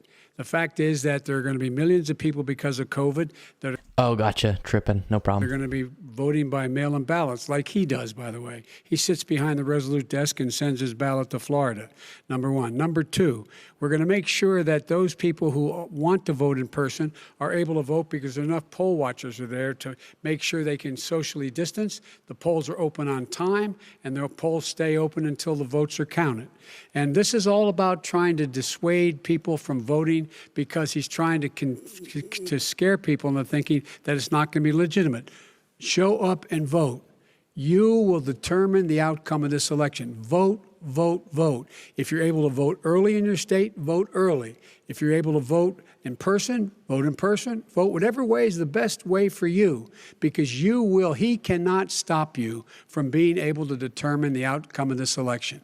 And in terms of whether or not, when the votes are counted, and they're all counted, that will be accepted. If I win, that will be accepted. If I lose, that'll be accepted. But by the way, if in fact he says he's not sure what he's going to accept, well, let me tell you something. It doesn't matter, because if we get the votes, it's going to be all over. He's going to go. He can't stay in power. It won't happen.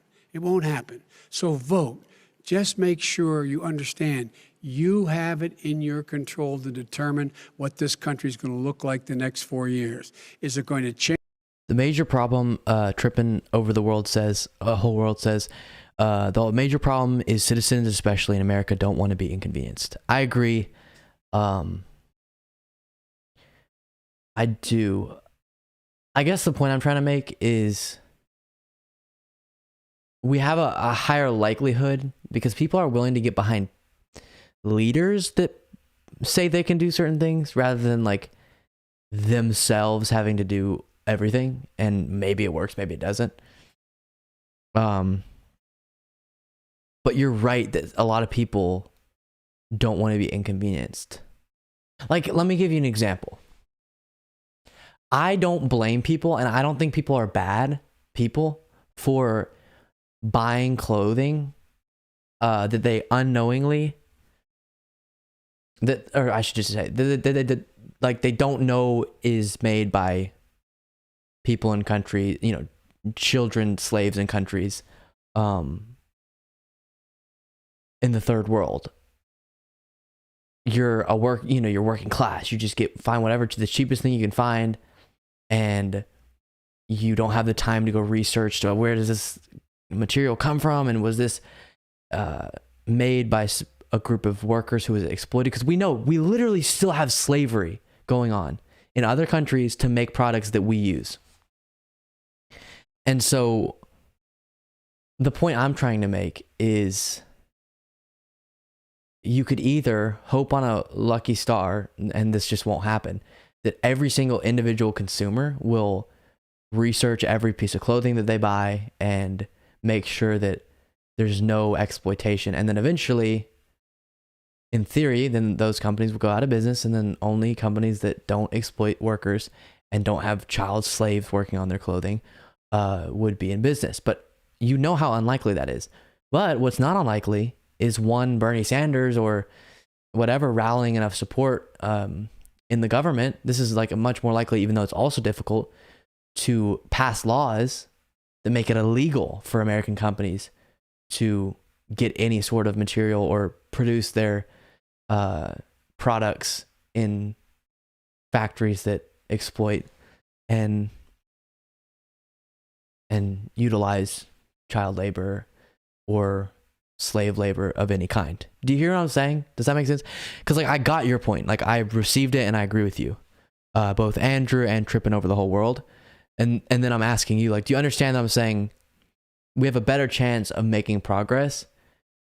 It's not having to say to people, no, it's you're the problem. You're buying the t-shirt that was made by the hands of, slave labor, even though you didn't know it.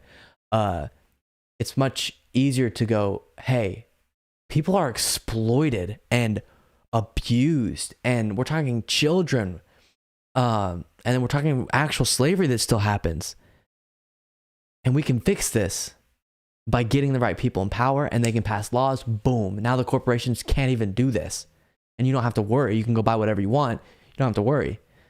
That's just much more likely to work and get us to where we want to be. I hope that makes sense. Again, sad but true that the fix must be top down. Okay, yeah, I agree. But in the meantime, I think we should do our best to take individual action. And if we get enough people to do that, we're going to see the company's bottom line hurt, and possibly they make a change. And that's what I think I heard about Chick-fil-A. I think they stopped donating to certain groups because they got so much pushback, which is good. Changing it 4 more years of these lies. Mr. President, 2 minutes. So when I listened to Joe talking about a transition, there's been no transition from when I won. I won that election. And if you look at crooked Hillary Clinton, if you look at all of the different people, there was no transition because they came after me trying to do a coup. They came after me spying on my campaign. They started from the day I won and even before I won, from the day I came down the escalator with our First Lady. They were a disaster. They were a disgrace to our country. And we've caught them. We've caught them all. We've got it all on tape. We've caught them all. And by the way, you gave the idea for the Logan Act against General Flynn. You better take a look at that because we caught you in a sense. And President Obama was sitting in the office. He knew about it too. So don't tell me about a free transition. As far as the ballots are concerned, it's a disaster.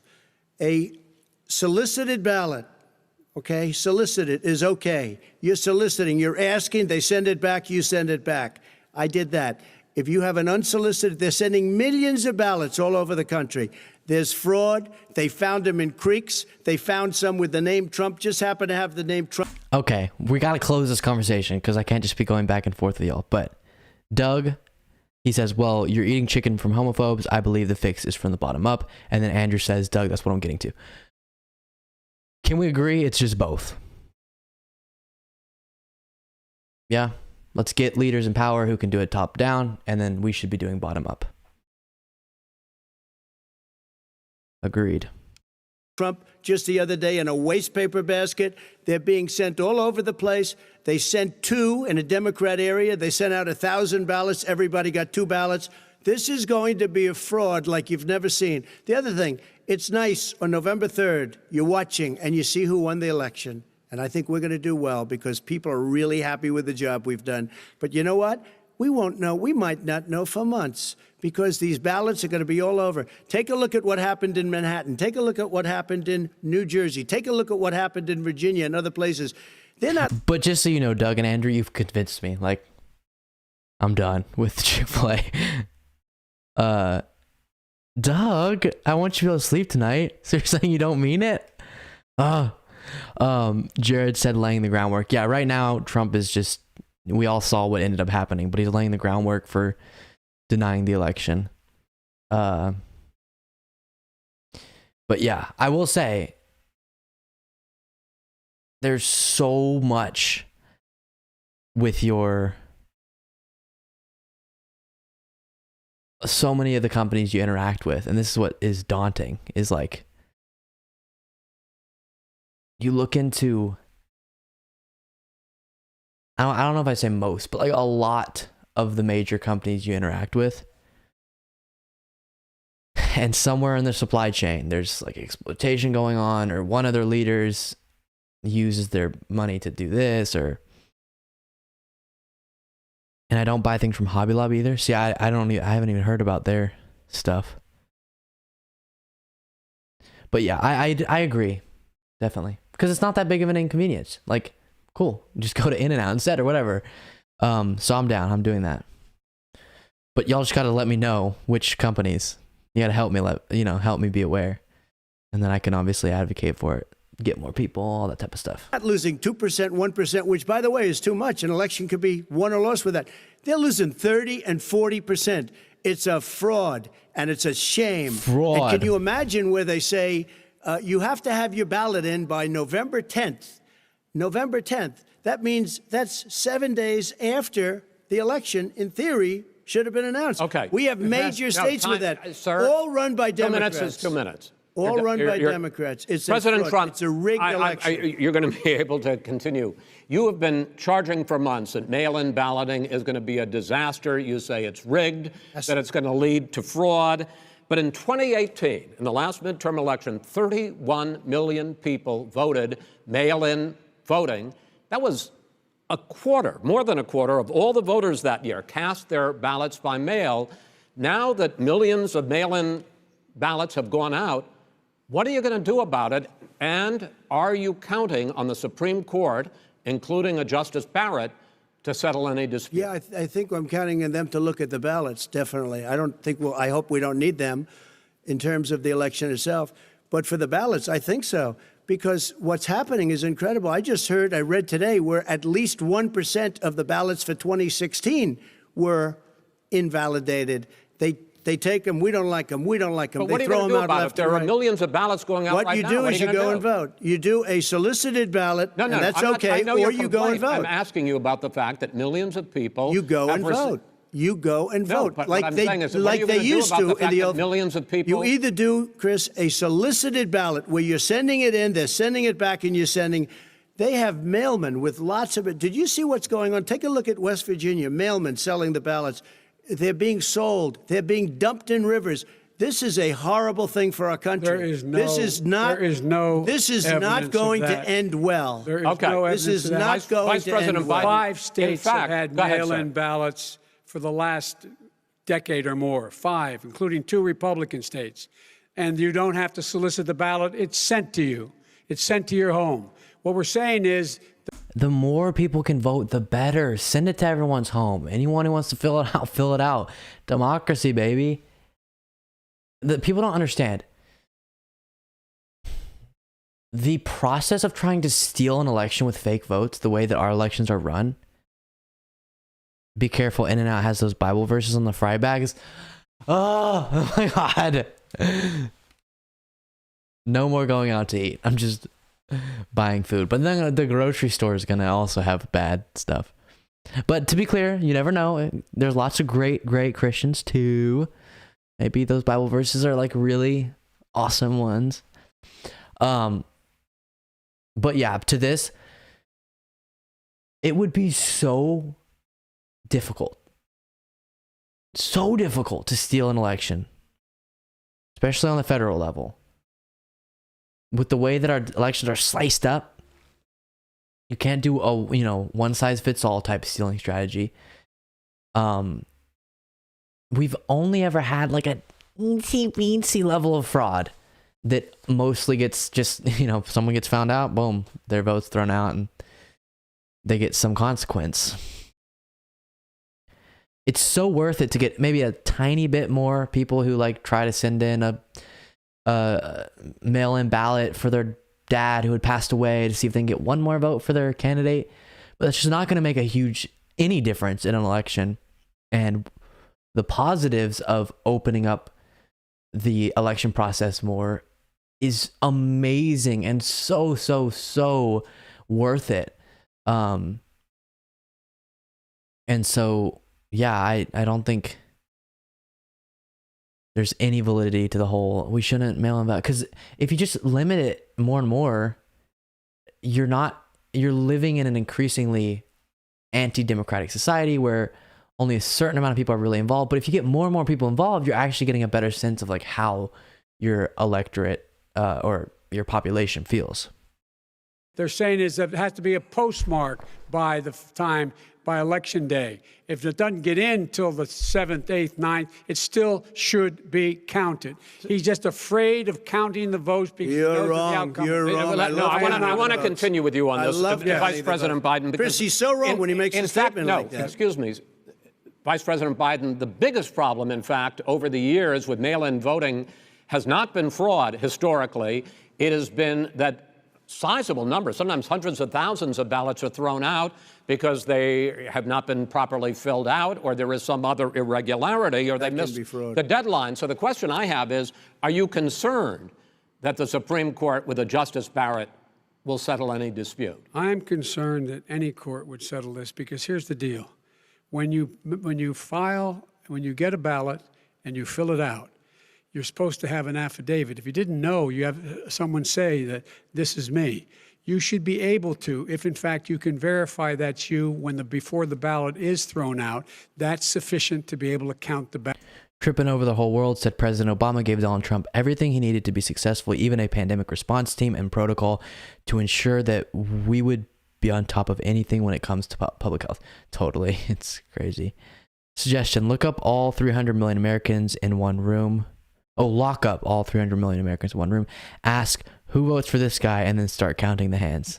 Hey, let's do that. I wonder how big of a room, like how big of an area, if everyone's standing shoulder to shoulder, 300 million people would be. Ballot because someone made a mistake and not dotting the correct I. Who they voted for, testify, say who they voted for, say it's you. That is totally legitimate.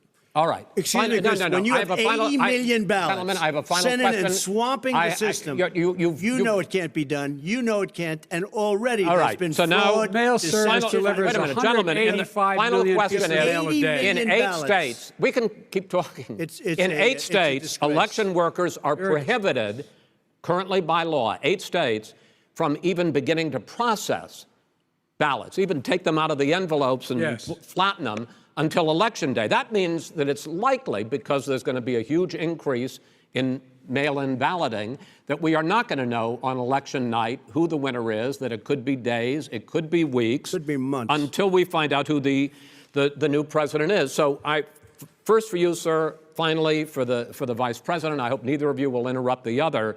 Will you urge your supporters to stay calm during this extended period, not to engage in any civil unrest? And will you pledge tonight that you will not declare victory until the election has been independently certified? President Trump, you go first. I'm urging my supporters to go into the polls and watch very carefully, because that's what has to happen. I am urging them to do it. As you know, today there was a big problem. In Philadelphia, they went in to watch. They're called poll watchers, a very safe, very nice thing. They were thrown out. They weren't allowed to watch. You know why? Because bad things happen in Philadelphia, bad things. And I am urging my people. I hope it's going to be a fair election. If it's a fair election, I am 100% on board. But if I see tens of thousands of ballots being manipulated, I can't go along with that. And I'll tell you what, does that from mean, a common sense, does that mean you're going to tell your people to take to the street? It means you have a fraudulent election. You're sending out 80 million ballots. They're not equipped to. These people aren't equipped to handle it. Number one. Number two, they cheat. They cheat. Hey, they found ballots in a waste paper basket 3 days ago, and they all had the name military ballots. They were military. They all had the name Trump on them. Vice President you think Biden, that's good? Vice President Biden, final question for you. Will you urge your supporters to stay calm while the vote is counted, and will you pledge not to declare victory until the election is independently certified? Yes, and here's the deal. We count the ballots, as you pointed out. Some of these ballots in some states can't even be opened until Election Day. And if there's thousands of ballots, it's going to take time to do it. And by the way, our military, they've been voting by ballots since the end of the Civil War, in effect. And that's what's going to happen. Why was it not? Why is it for them somehow not fraudulent? It's the same process. It's honest. Tripping over the whole world said Trump knew he wasn't going to win against Biden. This is why he was already talking about voter fraud. He knew that was his only hope, and it backfired. Yeah, the former Attorney General William Barr has talked about how people had told him before the election, like, it's looking really bad for you.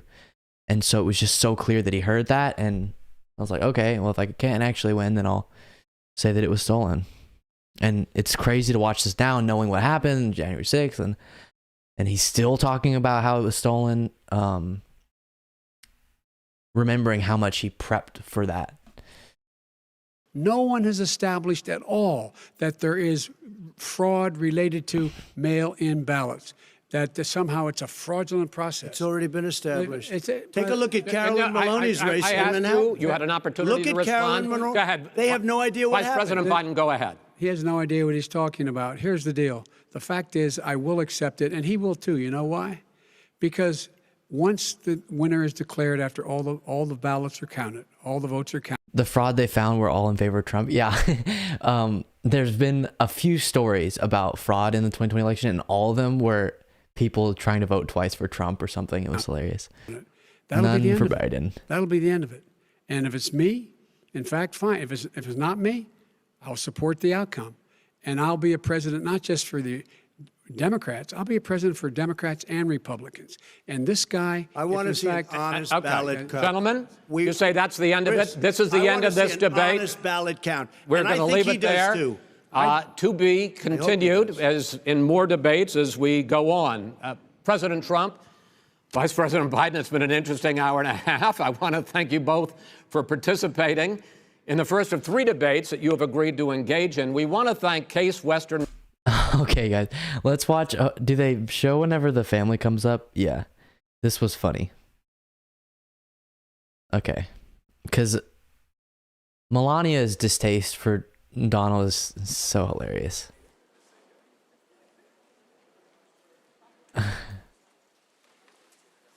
Okay, ready? Watch. I can't remember if it was this one or the second debate.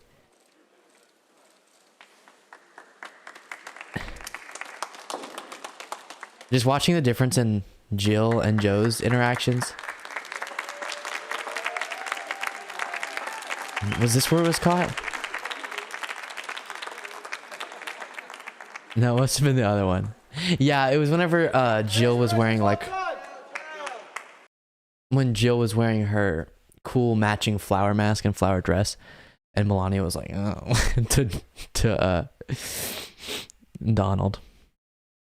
All right, you guys. Well, that was the 2020 first presidential debate between Trump and Biden. At some point, there's so many things I want to watch. I need to live stream more. It's really fun.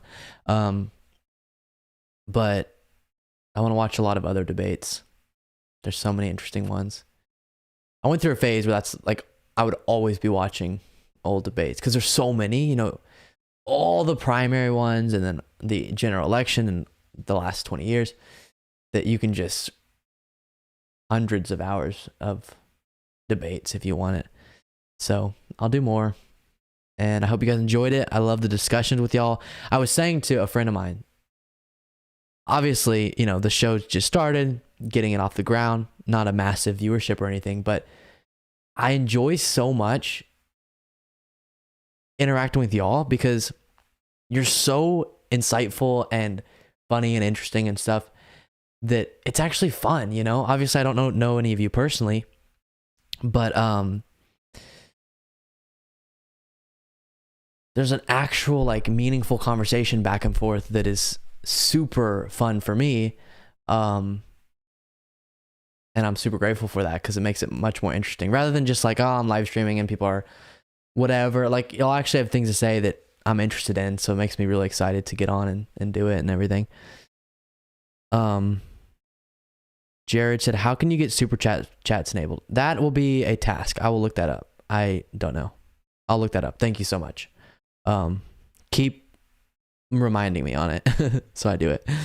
This is fun. Nice review. Thank you, Claudia. I had a good time tripping over the whole world. Said the Republican Party wants to suppress the vote because they know they will never win without suppressing the vote. Absolutely. Like we've mentioned many times, they've lost 7 out of the 8 last popular votes in presidential elections. Clearly the country is not on their side, but they manipulate the systems in such a way that keeps them in power. Andrew Anderson said, thanks. Enjoyed it. I'll be back. Awesome, Andrew. And Doug said, you just need to find a niche, you know, like drunk history got people to watch history. Oh yeah, that's true. Definitely. All right. Well, I got to hit the hay. And I will be back with like I mentioned, I just released a video about Biden's State of the Union. I know it's kind of late. I took a few day break there. But tomorrow I'll have another video and we'll hopefully be live streaming and all the good stuff. So thank you guys so much, and I'll talk to you later.